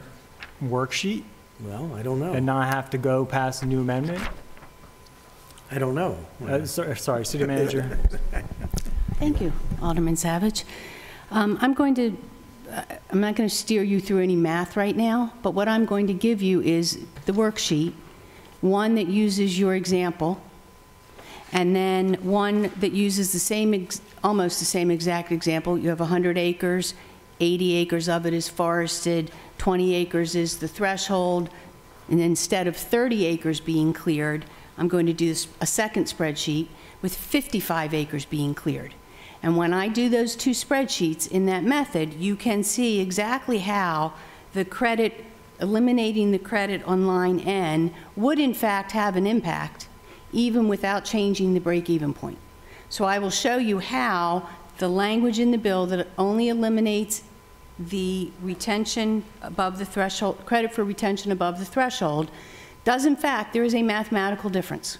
And it depends on how much of your 80 acres you're clearing, and I will send you that. I'm not going to walk you through the math now. It is for that reason that I believe we need clarification, and there are two ways that we can make that happen. One is an ordinance. So we can have ready for introduction at the next council meeting an ordinance that makes it very clear. You can eliminate everything and just say, for every tree you cut down, you got to plant another one. And we don't have to have a worksheet or anything. Or if our forest conservation manual, which it's my understanding was the previous city manager had tasked the previous director of the Office of Environmental Policy with working on that, and Jackie and I had had a discussion in August about, you know, what things she had on her plate, which ones had been left over from when the previous person was here, et cetera. It is my understanding from talking to Mr. Gutwald that we can get that manual done and completed, and I'll let him address that, very quickly. And in that manual, we can eliminate the break-even point and do it that way. But the way it is right now, in my opinion, the ordinance eliminates the credit for retention above the threshold. How that applies depends on how much you are clearing, because our code says that we will use the state manual. That's what our code says right now. So I will let Mr. Gutwald address how quickly the Forest Conservation Manual could be completed and issued. It is not a document that requires City Council approval. It is a document that the Department of Planning and Zoning issues. Just a quick Alderwoman Terry. So just for legal clarification, the fact that that ordinance 030, what's the number? Thank you, 02718, the fact that it's silent on the break-even point, then we defer to the manual. That's correct. That's correct. Okay. So So it's flawed. The ordinance is, I mean, it's not flawed. well, sorry, but it needs to be addressed. Because we wouldn't be here discussing it if it was clear. Yeah, but you ignore the fact that we've had a number of experts, including Mr. Deming, Mr. Haran, who worked for DNR, saying, and Mr. Weingrad saying there's no need to change this. There's a direct relation between the retention credit and no break-even point. I have no disagreement with the interpretation of any of the people you've brought before this body with respect to how the calculations on the worksheet should be developed. That is within their expertise. I will, however, tell you that the legal framework that I've attempted to outline to you is the legal framework that the city is faced with. I will tell you that the city manager is correct that an ordinance that that makes the language more clear, or language in a city forest conservation technical manual, which may or may not include a worksheet. Those two alternatives appear to the Office of Law to be the best remedies. So there are two alternatives, and the quick Correct. one would be to quickly complete our manual. But I want to, I'm not, sorry, wouldn't it be quicker to do another ordinance? Jackie, what's the status of the manual? The manual falls under the jurisdiction of planning and zoning, so it's not my office anymore that produces this. That was a DNEP. Okay, so you don't have any functions. input So let me in just- it? Okay. So let me just update you, if I may. We had been working with the previous director on doing this. We got 85% of this done. We actually forwarded to DNR and have received comments from them on it. And that's kind of where it stopped.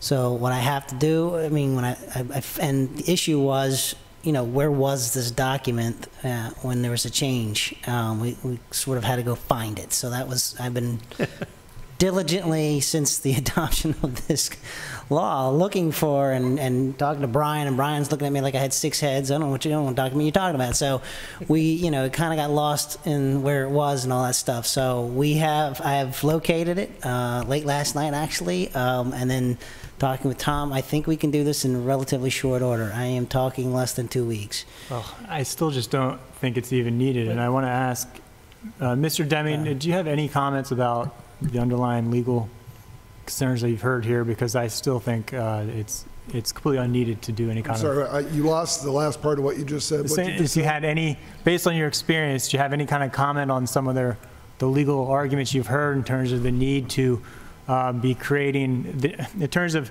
the need to be clarifying this via some other kind of amendment or ordinance, or that the city code somehow, or that the technical manual somehow has to be complied with versus what we've actually changed in the code? Well, the one suggestion I would make, which I hope is constructive, is that I believe that the city would have the discretion to adopt changes to the technical manual on a piecemeal basis, so that you could write the worksheet right now, and that's a one-page exercise, and it could be adopted as part of the technical manual that the city will use, and to the extent that it conflicts with the state manual, then the city worksheet will control. That, to me, is the easiest way to get this thing done. And I would think you could do that in about a day. Well, that's essentially, I think, what the previous council did. well, no, but can I, city manager, you have to be comfortable with this process. You are the city manager. We have 2 options. I like the idea of finishing the manual. That's something that we needed to do anyway, and it seems like it is quick and dirty, but when we had the lunch and discussed this, your interest was protecting the city's interest and keeping us clean if there's lawsuits. And I strongly favor the approach of completing the manual, fixing the worksheet in the manual, but I need to know, are you comfortable with that? So you are correct. My interest is in protecting the city's interests, and it is the city attorney who is our legal counsel. My legal counsel, everybody at this table's legal counsel, your legal counsel, the city council's legal counsel. He has given us a legal opinion with respect to whether Ordinance 2718 changed the break-even point in the calculations. As I said, I can give you 2 worksheets that show how it affects one versus the other, using Alderman Savage's example of 100 acres, depending on how much you cleared, one where the credit on line N would kick in, one where you never get that far. So based on our legal counsel's advice, that this can be remedied to be made clear if your intent is that the break-even point be irrelevant and that it be tree for tree, that this can be remedied in one of two ways. One is an ordinance, one is the Forest Conservation Act manual, the city's Forest Conservation Act manual. Director Gutwald has committed to having that done in 2 weeks. I am comfortable with that course of action if that's what you choose, if you are, instead of doing an ordinance. As the alderman, alderpersons, alderwoman, you can always do an ordinance should you so choose, but based on the advice of our legal counsel, I am comfortable with the department issuing its own City Forest Conservation Act manual that addresses this point. How do we Thank you. tie in? You're welcome. Do we need language to tie into that more specifically? There's already a provision in city code that goes back 2 We're- years that that would says do we it. shall Okay. adopt a manual. Okay. The department What shall would- adopt a manual. Okay. Ms. Sutherland, when you did those two calculations, could you tell me what was the disparity between the bottom line? You don't have to walk, I mean, was there an acreage disparity? What, sorry? I want to double check all my math. Oh, but- okay. So one of them, so one was if you had 100 acres total, as Alderman Savage has said, assume no critical area, the net track area is 100 acres. The afforestation threshold would be 20, the conservation threshold would be 20, the existing forest coverage is 80, as Alderman Savage has on his chart. The area above the conservation threshold would therefore be 60, because you've got 80 acres, 20 is the conservation threshold, so that would be 60. The break-even point would then be 32. And so the forest clearing permitted without mitigation would be 48. So under Alderman Savage's example, if they were clearing only 30, they would, there would be no reforestation, no mitigation required under the spreadsheet. If, however, they were clearing 55 acres instead of 30, the clearing above the threshold would be 35, the clearing below the threshold would be 20, so you would have 25 acres on line K, which is, and so if line K is greater or equal to the break-even point, then no planting is required, which was the first example. In this case, line K is less than the break-even point, so there are replanting requirements. So you continue down the worksheet. As you continue down the worksheet, you would have to replant 55 acres. If you hadn't eliminated the credit, there would have been a 5-acre credit that would have applied. You would only have to replant 50. But because we've eliminated the credit, you would now have to replant the full 55. But I will send you that math. Yeah, please so do, that you because can see that. that's, I mean, I'm just thinking mathematically then that shows that there isn't a So that whether, specific correlation. Yeah. Yeah. Okay. So sometimes Yeah. we have a city attorney, and sometimes the city attorney has to tell us things we don't want to hear, but thank you for telling us that anyway. And it does seem like we have a good immediate solution, and maybe, Alderwoman Tierney, we may want to go back and do some more cleanup legislatively, but... Yeah, we don't want to go to court. No, we don't want to go to court, but we don't want to lose Right, trees I either. don't think there's any chance we would have gone to court with it as written. Well, And we've got plenty of people supporting that. well, okay, um, but why take the chance? Well, because it's potentially going to be a delay. I mean, what's going to happen to all the pending projects if we have to pass some kind of clarifying piece of ordinance, a law? So what's going to happen to the pending? Well, yeah, because it's your zoning project. Well, there's only one pending project at this point in time that I'm aware of. I mean, there's something I'm missing, but I mean, like I said, we're just begun our review. I know there are outstanding issues above and beyond this. I hope to clarify and send the comment back saying, here's the new worksheet. You used the wrong worksheet.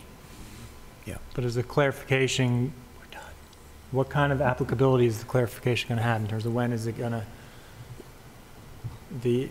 is it going to take effect on projects that So are? there's no, all that's required by law for the Forest Conservation Manual is to notification to the AEC, the City Council, and the Planning Commission. It doesn't require review or adoption. It just requires notification. So, And I think that was because of a lot of things that you're talking about, that it's administratively sort of a manual that is technical in nature.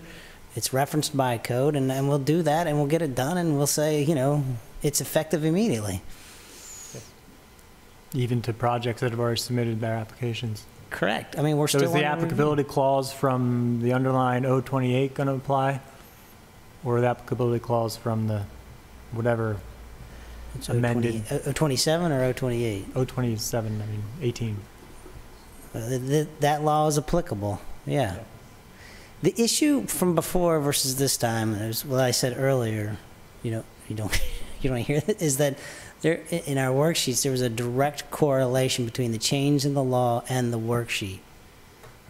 And I don't think there was, from what I'm hearing, between this code change. There is to that line N. That is a direct correlation to me. Well, I mean, also, how have things changed? Because your testimony to the Planning Commission indicated that, yes, they have to replace every acre one-to-one that they're proposing to remove on all projects. That was a table that specifically just added the line. It was utilizing everybody's worksheet that had submitted at the time. And keep in mind, the worksheet associated with this development was incomplete, so it wasn't even reviewed. I just took the credit plus the tree planting requirement, and that's how I came up with that acreage requirement. So if you took line L and R, I think it is, or N and R, Right. That's how I came up with the acreage required based on the, so that was taking the credit that they had applied on their worksheet and the tree planting requirements that they had already identified they needed to do. So it was the 23 acres. You said the concept of no-no loss allows for the removal of forested acreage. However, it would require the applicant to fully offset the area of forest that is cleared above the established threshold. But the actual worksheet that you put out seems to, you've changed from when you He didn't put it commented to out. it. That was the applicant that did that worksheet. He's talking about my table, but that is, I mean, what, to Mr. Arnett's point is I was just pulling off of their worksheets. I wasn't, Yeah.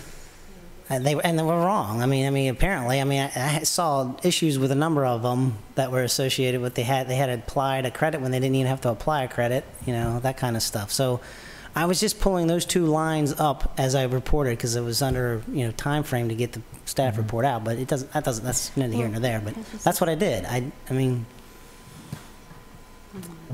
Yes, Alderman Let me just try to keep this simple, and I apologize if I call the ordinance Wait a flawed. Simple I is did not sponsor. allowed. Yeah, no, but Rob, to your point, there is exposure right now because we have a developer's submittal of a worksheet based on his interpretation of our recently passed ordinance, and it doesn't help our tree canopy.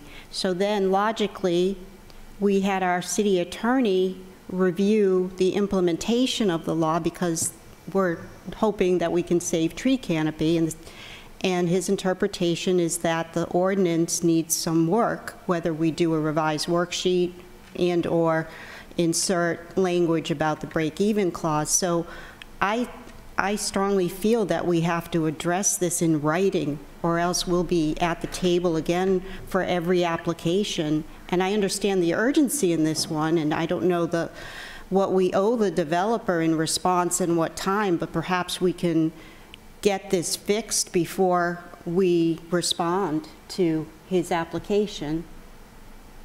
Of revising and promulgating the city's manual is addressing this in writing. The city management has given us a very good solution that certainly makes me feel comfortable. I think saves the trees, makes it known what the policy is. I feel like we should quit while we're ahead, declare victory or don't snatch defeat from the jaws of victory. I think we've gotten a lot of good work done here, and I'm going to go away happy. I may still have a single malt scotch, but Well, I mean, I still just don't feel like it's needed, but what's the next step then? We're going to get the legal opinion from the law office and city manager with the recommended 2 steps, and It's also in the legal opinion, those 2 steps. yeah. Yep.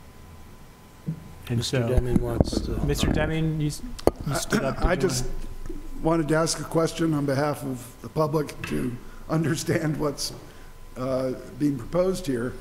You did adopt a no net loss ordinance, and it would be my assumption, and I think I hear Alderman Arnett saying the same thing, it would be my assumption that if you're going the route of using the technical manual to address the confusion, that any change to the worksheet that will be adopted as part of a city technical manual will fully implement no net loss. Right. And from what I heard of Ms. Sutherland's description of the math she had done with the worksheet, that might or might not be true, depending on whether you truly got rid of the break-even point or did not get rid of the break-even point. In order for the city manual's new worksheet to fully implement no net loss, you get rid of the break-even point altogether. It's the only way you can do it. All right. So we'll see, when Mr. Gutwald finishes the manual, I'm assuming he'll share it with us, and we'll see. But it sounds to me like that's what we're going to do. In terms of any future tweaking that we need to do via ordinance to make it abundantly clear, as the city attorney is recommending to us, I think we can do that too. But I think we address the immediate issue with the issuance of the manual. And I think we make the administration comfortable. The administration needs to be comfortable with all of this. The council needs to be comfortable with all of this. And it seems to me that we've gotten to a good place. I move we adjourn.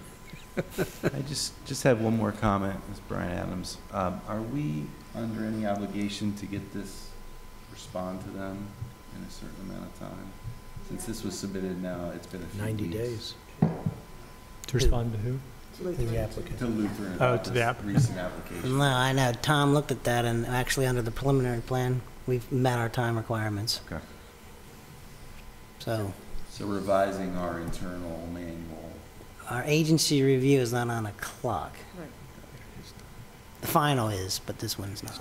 Preliminary's not. I was going to say they've waited this long. I'm still not even clear, though. I mean, so it sounds like you're recommending we need to redo the technical manual, Not redo it, finish it. finish our technical manual, get that adopted. It's going to have a new worksheet, right? That's one. Mhm. So what's the other legislative thing that, is there anything else that needs to get done beyond There is that? no other legislation required unless a council member or the mayor wishes to make it even more abundantly clear and for some reason put in an ordinance. This can be resolved simply by adopting the Forest Conservation Manual. The city The attorney cities, I'm agrees. sorry, not adopting, I used the wrong word, by the Department of Planning and Zoning issuing an Annapolis City Forest Conservation Manual. If you wish to do additional legislation, that is entirely up to the legislators. The word adopt is used in the city code, but I believe it has the same meaning as the city manager has just described. We need to have a city manual adopted Okay. And that you said, by planning and zoning. okay. And that you said is going to be in the next few weeks. Okay. Speed is going to stay up day and night. And so, are you going to run that by Office of Environmental Policy at all for concurrence with our overall? Are you going to run that manual by Office of Environmental Policy before it gets? Absolutely. Yeah, I mean, yeah. Make sure everybody feels comfortable with it. I think we're right there. I really do. You know, just there's a couple of formatting things. There's the worksheet, and there's a couple of things that I have to see what DNR's comments were. I have. Okay. They had looked at it and they provided some input. And you're saying that both of you, I guess, are saying that's not going to impact. We can adopt that and still have that apply to a pending project without any problem. Yeah, I don't see a problem with that. Yeah. Did you concur, Mr. City Attorney? I am deferring to the discretion and giving deference to the Department of Planning and Zoning Director, who has the expertise in the area of interpreting his agency's administrative rules. So thank you. Okay, Mr. Gutwald, thank you then. All right, then, I guess, anything else anything else to be added or clarified? Does Jackie want to say anything? Do you have any?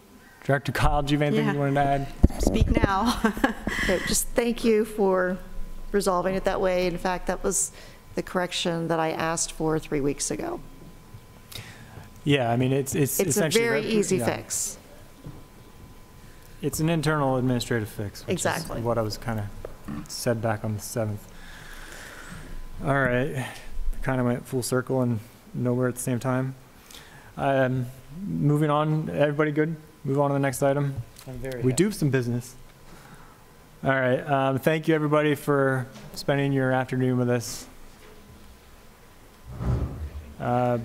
Next up is, Does Jackie know we're not talking about bags? yeah, it's her intern. She Okay. is not available. Oh, yes, so Director Guile, when everybody gets settled, next item on the agenda is, oh, actually, I don't know if the city manager wants to talk about this either, but the new waterways cabinet. Oh. Whoever wants to talk about it. Did you want to say something? All right. The Annapolis Waterways Cabinet was announced a couple of weeks ago, and I am working on an agenda right now that I will share with the other directors and heads of offices that are involved, and I'm scheduling for March the first meeting, which will be a meeting of the full cabinet, both staff and the stakeholder groups.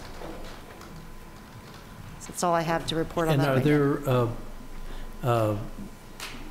there positions open on that cabinet from residents?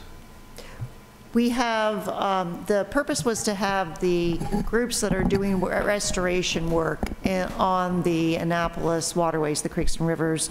And as part of that, we named, because the Severn River covers Weems Creek and College Creek, but they don't have an organization specifically identified to represent them, although Severn River Keeper and Severn River Association cover them.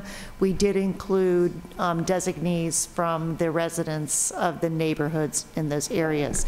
We also, in addition to staff and stakeholder groups, we have residents from the city in general who are participants as members of the Annapolis Environmental Commission and the Annapolis Conservancy Board. There's one of these committees that the mayor announced. I don't know there was this or the Creek Committee. I had a constituent ask to be submitted to be on it. I'm just trying to figure out what one that would be. So the Annapolis Waterways Cabinet is formally referred to as the Creeks Cabinet. We just thought that renaming it captured both the rivers and the creeks, and before it was just the 4 creeks, and we want to make sure we capture all the creeks. So if there's someone who feels that they need to be included, then I would refer them to me, and they may be a resident of one of the neighborhoods that we would like to include anyway. Okay. Well, they wanted to be, and I did submit the name to the mayor, but we can talk about it. Okay. I'd like to add that the stakeholder groups also include a member designated by the Environmental Matters Committee. So you all have an action to take as well. Thank you. Does it have a mission statement or an objective? It does, and it's to broadly to identify issues to address effectively the restoration of our waterways, and to include participation and engagement by the stakeholder groups in that, and be transparent in our efforts, and to coordinate among the departments and offices of the city in implementing that work. So it sounds like has it changed in any way since it was first announced by Alderman Arnett, the mayor, and I back in, actually? Essentially, the function is the same. Okay. The membership has changed just a little bit because I think the membership was much larger, but some of those persons from staff, particularly that are identified, fall within a department such as planning and zoning. So we're just leaving the name participant as the director of planning and zoning for that example. And then Pete would say whether he would be coming to a particular meeting, or if he thought because of the subject matter you're addressing, it might be historical preservation, or it could be our critical area person. So we would leave it to the director as to who would participate in particular meetings. Okay, great. Well, glad that's rolling. And you said March is the first? In March, and sometime in March. I have to find the best date for the staff, and then I will Okay. send out the invitation to everyone. Okay. And Ms. Green, when is our next meeting for Environmental Matters? It's the second or third Wednesday? So do we need to make a decision now in terms of nominating somebody to be on that committee? I mean, on the cabinet? From us, Yeah. I nominate Ms. Takia Green to be on there. It would be helpful to know so that we send Yeah. well, I could send the invitation out, but it would be helpful to know. I would like to, but are anybody else interested? What's that? To be the committee's representative on No, the cabinet? I think it would be good for you to do that. As the chair. Sure. We can fill Make it work. in, we Yeah. can fill in for you if you can't make Okay. it. Right. How's that? Team effort. Team effort. All right. So Okay, Alderman I'll serve, I Savage, you're guess, going to do as it? Okay. Although we may rotate. All right, great. Let's see. Next on the, anything else on that topic? No, not on that topic. All And right. there's nothing else pressing that I need to report on right now. I'm actually due to be in another meeting at 3 o'clock. Okay. Well, that's all right. Thank 15 you minutes for- ago. Thank you for your time. All right, thank you. I am not ready to talk about the next discussion about future meetings, but we can Yeah. at least talk about next month. No, I think- I know we have a sector study. I am anxious to talk about the city-sponsored events. Yeah, I'm just going in order. So for next meeting, we do have sector study. Anything else? That's we need to enough. put on there? I know, it's going to be, Are we not going to consolidate all the committee meetings instead of having five? be nice. different ones? I don't know. Well, We can try. Although I think for our committee, thank you, Jack. thank you. I do want to focus on, purely the environmental for the most part. Maybe not get too much into traffic, because you're on transportation, right? And you're hearing Are that. you talking about the first drive sectors? Yeah. Yeah, that's, I Although mean, it- that's the purpose of the different committees. I know that, we would look at transportation, and Shanika would look at housing. And then again, Yeah. it does give the public opportunity to attend these public meetings. But yeah, I think every committee is looking at it, if I am not all of them. I don't think public safety is. I think it might be worthwhile maybe to have. They are? Is there? Oh, okay. I'm gonna jump on the bandwagon. It might be nice, I think, to have back-to-back meetings that we all attend, back-to-back committee meetings. If Well, I say, I've urged that we have a special meeting of the Say- council, it could be open. If we do that, we can have public testimony that goes on the record. then the committees could just vote separately. Yeah, and that would mean we need to have 5 taquillas there if we're gonna open and close it. But if we did it as a special meeting of the council, then we would just do it like a regular council meeting.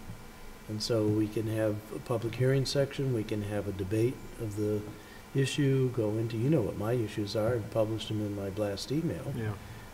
I want a plan, not a suggestion or whatever, but we can get into that. But it just seems, because the problem with an individual meeting, like, I think we did a lot of good work today in this meeting.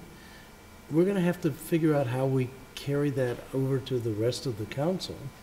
So in one way, having more meetings with big issues where we have everybody there to hear it and contribute, I think is a better way to do things than to go off in 5 different directions with different levels of interest and understanding. And so for big ones, I really prefer to have a special meeting of the council. But that's me. The other thing is, council meetings tend to happen at night when people who work can be there. Of course, people who work have to be there too, but that's another issue. Yeah. All Do we right, want to well, give, Paul, were you here to give a, No. Hello.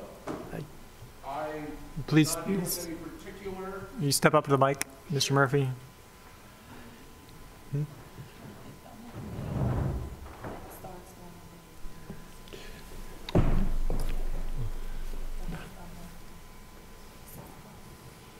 Okay. Sorry, Mr. Murphy. Paul Murphy, 105 Northwest Street. I'm not here for any particular topic, although I am representing the AEC, and we were quite concerned about the word that we had received about the no net loss. So I was observing. Thank you for your extended efforts. It does seem between a city code and this and a state manual and a state law, I can understand that people can look at things different ways, so I appreciate your efforts. Yeah. Is there any particular things you have on your mind towards us, or just wanting to wrap this meeting on and get on to the rest of your life? Brian. we need you to chain yourselves to several trees around the Yes, city. that's right. Yeah. A friend of mine did that in high school. He actually lived Now, in I it. just saw you sitting here, and I wanted to make sure if you had. Yeah, I was trying to add some joy to your life. Well, thank you, Mr. Murphy. I'll go very quickly on like broader strokes. This is nothing you can dig into now. So for our Ward 1 alderwoman, I enjoy our conversations. I would love to see the city break open $2,000 and try a vacuum the leaves up instead of running the Zamboni up and down the streets. And I think this is primarily a fall issue. The leaves going into the creeks. So, you know, farther away, it doesn't matter, but close to the creeks, probably this side of the historic district where streets are narrow and tight. I think you guys would get hammered if you try and get people to change parking spots, you know, in the mornings. There's no place to really move people. I think it's worth a try. I mean, the fanciest one's $2,000, and you get, a city employee would walk around and vacuum up the leaves instead of just pushing them around. So that's one little thing. Well, wait, no, let's stay there. Okay. We used to have the big vacuum trucks. A big one, yeah. They were very effective in removing a lot of leaves. The problem with them is if they didn't get to the leaves before, they had to get to the leaves before they were wetted down from rain and packed down from cars parking on them. And that's why I think Public Works kind of terminated the program. About a decade ago, I understand, yes, approximately. But, when I had my town hall meeting asking for people's agenda of things they wanted done, leaf removal was actually higher than gunfire. So it is important in wards with trees, which, last I checked, is still pretty much every ward. So, but there is a big capital investment in getting those trucks, and there's a personnel investment because when the leaves are packed down, they have to have people shoveling them up and dumping them into the vacuum rather than the vacuum being able to suck them up. But it's a recurring issue with the residents because they value that service, and it's one we stopped doing. It may even be one we could consider contracting out with the trash removal contract or a separate one. I understand why Public Works Director is reticent to get roped back into that, because it was a huge effort and a huge pain in the butt and a big capital investment. So, well, but I agree with you, they're just washing into the creek, and I hate it when I see people doing yard work for people and they're just blowing the leaves out into the street, which guarantees that they're getting into the storm drain and into the creeks. Typical human behavior, externalize your cost. Yep. So I have no idea, you know, you guys starting to know me a little bit. I can zing in some ideas, but whether it's the optimum one, I don't know, and more interested at the front end of getting conversations going, whether it's bringing back a big vacuum truck, which is a capital expense and large, I don't know what the right answer is, but the little small ones, which there's several dealerships in the greater town, that are, you know, and down in Edgewater, I've driven by, and they've got gas ones, and then for a little bit more money, you have an electric one, so it's quiet, right? So there goes a little, you know, that reduces one aspect of NIMBYism, is the noise. So you could have a vacuum that you tow. They only carry 75-gallon bags, which is not that much. That's the size of, smaller than our Alderwoman, right? Pretty small. So they would fill up. So you would probably be leaving some bags on the street corners, and then later they could become, I don't have the whole thing stitched together, but you know, the more that I see the dollar amount of reducing phosphates and nitrates, and you, Mr. Savage, know more on what a leaf puts in, but I know it's not, too much of anything's not good, but I think it's worth a little pilot program, and my goodness, if it didn't work for whatever reason, you could sell the $2,000 item for $1,500 with low mileage, right? You know, it's not a big commitment. Well, it's, you know, we've talked about this. Paul Smokey and I have these sidewalk conversations. And I know I talked to David Jarrell, and he did acknowledge, David, if you're listening, that specifically in Ward 1, that the existing street cleaning operation is really not super efficient. And we also looked at, sitting down here, the alternating, like every other city does, they switch, oh boy, and my constituents, environmentalists included, were revolting, that they were not going to get up at 6:30 and move their cars. I'm interrupting here, but trying to add humor. If you are tired of your aldership, then go push and get up, pajama party, swap cars, because you'll get voted out. Okay, well, you know, that's your exit plan. Sometimes I'm sorry. Back on to real life. It's funny because you got to do these things. You got to do the right thing. Yeah. But boy, oh boy, that hit a roadblock. No pun intended. But I forget what David Jarrell said about these little machines, because I know I asked him, and if it was a question of operational budget versus capital budget or something like that, but we'll revisit. They're expensive. They're $300,000. The little guys? No, I'm speaking of the No, I'm talking about the big truck. Yeah, well, I agree. And so I'm saying we don't need a sledgehammer, particularly on an item that is more intensive for 8 weeks in the fall. I'm not doubting you could use it the rest of the year, and you know, you can go pick up the candy that the mids throw, etc. But I just think a small one and electric, so it's quiet. And look, if it's wrong, it's a $2,000 investment you're going to be able to put on Craigslist and get out of it for, you know, it's not going to cost you much. Paul, this isn't a small problem. It's a big problem. It is a citywide problem. Well, and I'm thinking this should have been one of the projects we put into the watershed improvement plan, because this has a very direct bearing on that. And maybe we want to amend that. Point. And that would give more justification for the cost of the big trucks, which are so much more effective than, I mean, in my ward alone, you'd have to have 20 people running around with those bags to clean it up, because it isn't just one pass. Yeah. Leaves continue to fall throughout the season. So this is a big issue, and I think it's a big environmental issue, and it may well be something that is worth putting into the WIP and then putting into the CIP. I don't disagree with you at all. As I said, I see a situation. I'm not saying I know the best answer, and whether it's one large machine truck or a bunch of smaller little ones going around, I don't know. But what I am saying is, you know, just $2,000 cheaper, it would be easier to get. You could start using one, and an employee, some employees won't like it because they have to walk around. Someone else is like, oh, I get paid to walk. I would love to have part of my job more walking, right? My doctor would also. So somebody's going to like it, and also if they're helpful, they can be a little bit more proactive. And the leaves that are in my garden here on these little teeny historic district streets, not big yards in Eastport, they could vacuum up loose leaves there also, right? I don't want them invading houses and vacuuming up your Heideke or your duck eggs, but I'm sure there'll be some little weird issues. But it's a small, inexpensive item that is very targeted, and you could start with that, and that would increase awareness. And I'm not at all disagreeing that a bigger machine is ultimately the best answer. 3 at one point. You have 3? We had 3. Had 3. Well, you know, I'm just saying $2,000's cheaper than 300.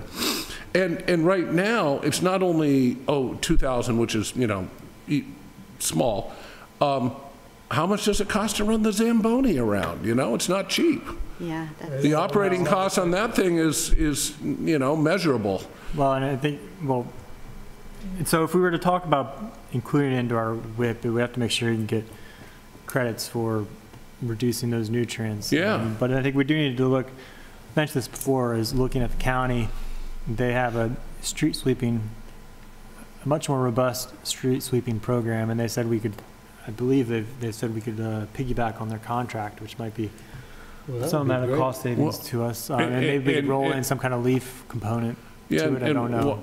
You know, a decade ago, I was like asking why the Boy Scouts and Girl Scouts don't have a merit badge, you know, why making rain barrels, installing rain barrels isn't merit badge eligible. What's wrong with whether it's Boy Scouts or, you know, I'm not saying we have 1,000 points of light program here. You guys know better than I do, these little entities. And what's the one where, they're trying to get some of the non-yuppie use more into the environmental thing. What's that program? Help me with one of the Reverend Calhoun or someone's doing something. Yeah, I know what you're talking about. All I'm saying, whether it's city employees or just, you know, if there's some carrot that citizens, be it a merit badge or whatever, you know, I don't know, but I'm just saying smaller tools at least would get the interest going, right? And you may morph into a larger one. So anyways, that's the leaf vacuum. I've spoken to a couple of people in regards to mitigation banking or banking mitigation, you know, private sector.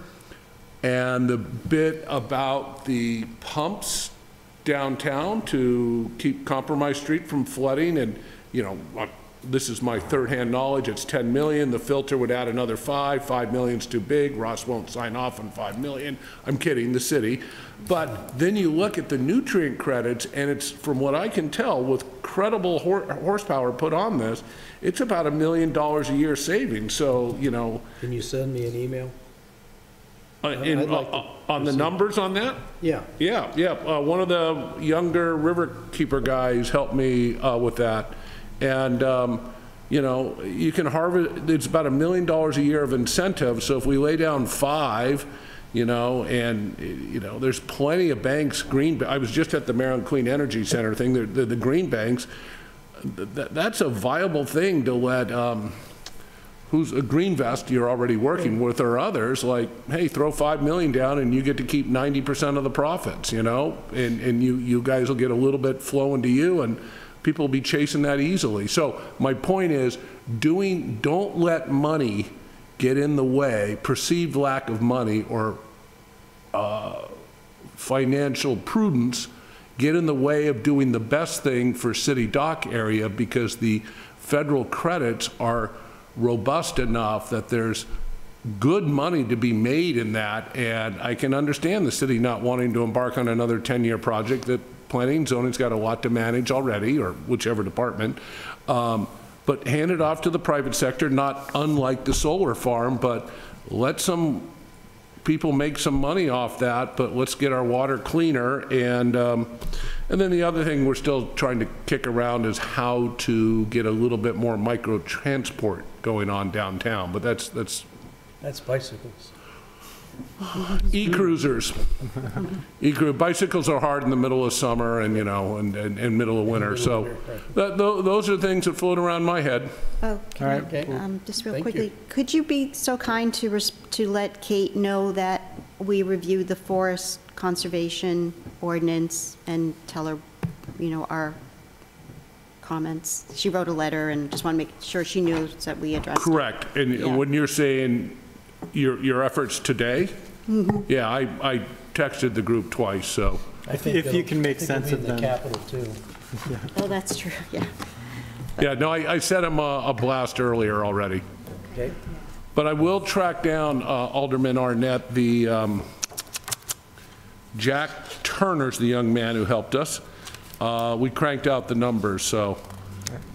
All right, great. Thank you, Mr. Murphy. Appreciate Sure. your Thank you for your effort guys' and time. And we have 2 more items before we adjourn.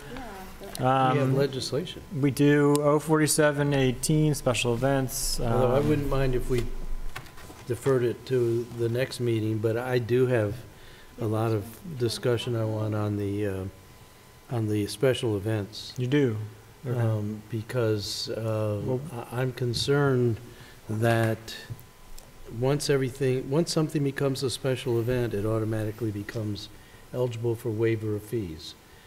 And we're not coming to grips with this $350,000 worth of fees that we're waiving. Now, I think Teresa said that spreadsheet might be a little overstated because some of the things aren't really events, but nevertheless, we do waive a lot of fees. That's what this would change, though, because if you look at page 2, Well, that's my question. Does it really line do it? 11, it says city-sponsored event means a special event, and then they strike in terms of waiving the fees, and they say, instead, a city-sponsored event is one that the city council approves by resolution, inures solely the benefit of the public, and then benefits the That's public wide health. open, though.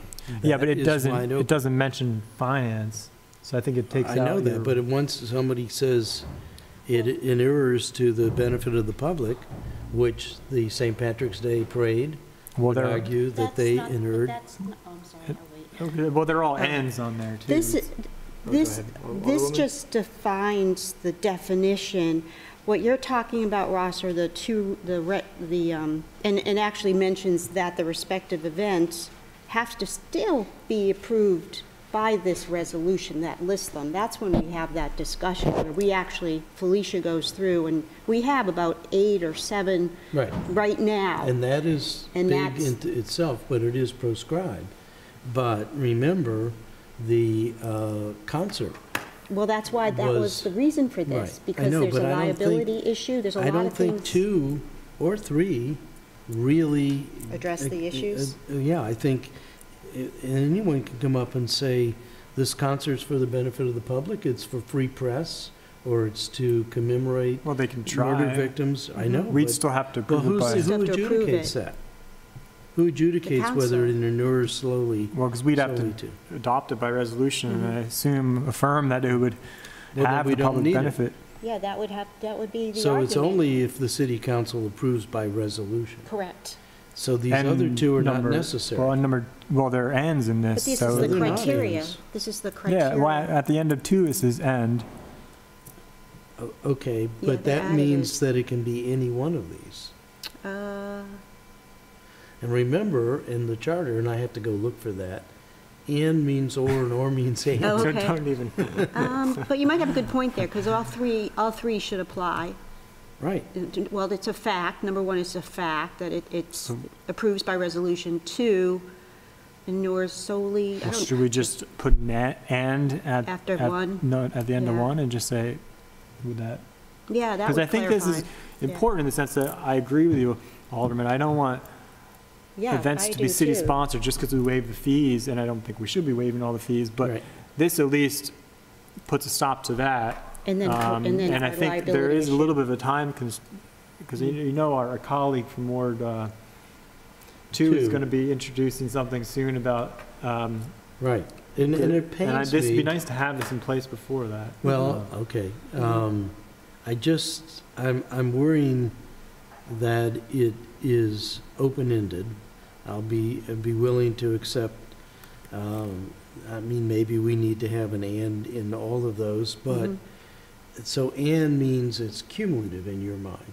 Yeah. So it really almost feels like the order should be reversed. It has to be it has to inure, and it has to benefit, and the council has to approve it by resolution. Yeah. Maybe Yeah. that makes the order of emphasis better. Yeah, we could amend that. Shnika wrote it, she's an attorney, but I Right. don't, maybe Well, there's a to me, the reason. bottom line is, we need to approve it by resolution. Now, unfortunately, that's not going to stop a lot of waivers, because Yeah. the council has never seen a waiver that they're not going to approve. Yeah. And even approve retroactively, but at least Didn't we not approve one lately? Pardon? I thought we didn't approve one. We did the MLK. We did Elks the one. We did the Elks. Labor Day retroactively, and we did the I don't remember St. the Labor Patrick's one. Day retroactively. The Labor Day one was Mhm. about $1,700. Oh, no, we didn't do the mayor's, the capital benefit. We decided to make a contribution in lieu, Oh, but right. But technically, we didn't waive yeah. fees. Mhm. I just want to make sure that we're going to approve each and every one of these things. And so if That's- they're coming in That's number over and one. above the ones that are automatically approved by legislation, Okay. so I guess I would, Do you want maybe I would feel more comfortable if it says that inures slowly to the benefit and benefits the public health, blah, blah, blah, and is approved by resolution by the city council. That's So the number two are the one. predicates for So the action itself. 2, then 3, Then with an one? Then end, and then 1. Okay, Uh, okay. I would offer Is there a that. second on that? Meeting, as a meeting, recommendation. approved by resolution as a city council, meeting the above criteria. Right. Meeting the above criteria, Massachusetts accent criteria. Yeah. All right, well, I'll second that. So it goes 2, and then 3. And then one goes And there's, below. well, there's an end at the end of 3. Yeah. So Line so it 17. goes, yeah. So you move line 13 to line 18, I guess, And add an and Add at an the end and. of line 17. and then add language after the relocated one. The city council approves by resolution as a city-sponsored event if the above criteria, what did I say? I like better what I said. I As don't even know reviewed if we with the need that. It above just- criteria or something? It's, well, whatever. Well, you you're wanna right, if do, we but- put ends, we probably don't Yeah. need that. Okay. Right. So we're just, So it's just just changing the do- orders Yeah, to Kia and then 2, adding 3, and an 1. end. Yeah. Because think of what it said before, what she crossed out. Oh, I know, I I know, know. it was pretty And, loose. and Teresa was right. I mean, she read the code. It's unfortunate when people read the code. Oh, no, we are. But she read the code and said, this is automatically included by the way the code is written. Yeah. She was right. Yeah. So all those in favor of proposed amendment? Aye. Aye. All right, and is there any? The other one motion is to, the snow. Is there a motion to adopt, to recommend favorably? Oh, yeah, as amended. Yeah, I motion that we recommend favorably as amended 04718 special events. Second? All those in favor? Aye. Aye. All right, So on the Next next one, Oh, 319. history to this one. And Ross, you might know, I always thought that there was always a $25 fine. I thought, well, that's not very much, and I was going to propose to raise it, but then upon review, we discovered that the fine had been raised via resolution back in, I guess, 2018, or for fiscal year 2018, back in 2017, right. that we had raised it to $100. So So you- this just matches the code to the fee Right. schedule. So it it's a doesn't have a- correction. Exactly. It's So a that's what I correction. thought. So tell your neighbors, it's $100. So I would move that we recommend favorably to the council ordinance 3-19. Second. All those in favor? Aye. Aye. All right, that concludes all the business before us. Why that goes to environmental snow removal, sorry. Code. Yeah. All right, any other business? Yeah, So I go to do the order? apologize for calling the ordinance flawed. I should have used a better word. but Called him a what? Well, I call the ordinance flawed in public, Oh. Yeah. but we don't want a misinterpretation that, with that much impact. We were gonna lose 20-something trees, 30 acres. 30 acres, 20, yeah. Yeah. Yeah. I assume if you, so we just need a new worksheet. So I will make a motion, we adjourn. I second. All right, all those in Second. favor? Aye. Aye.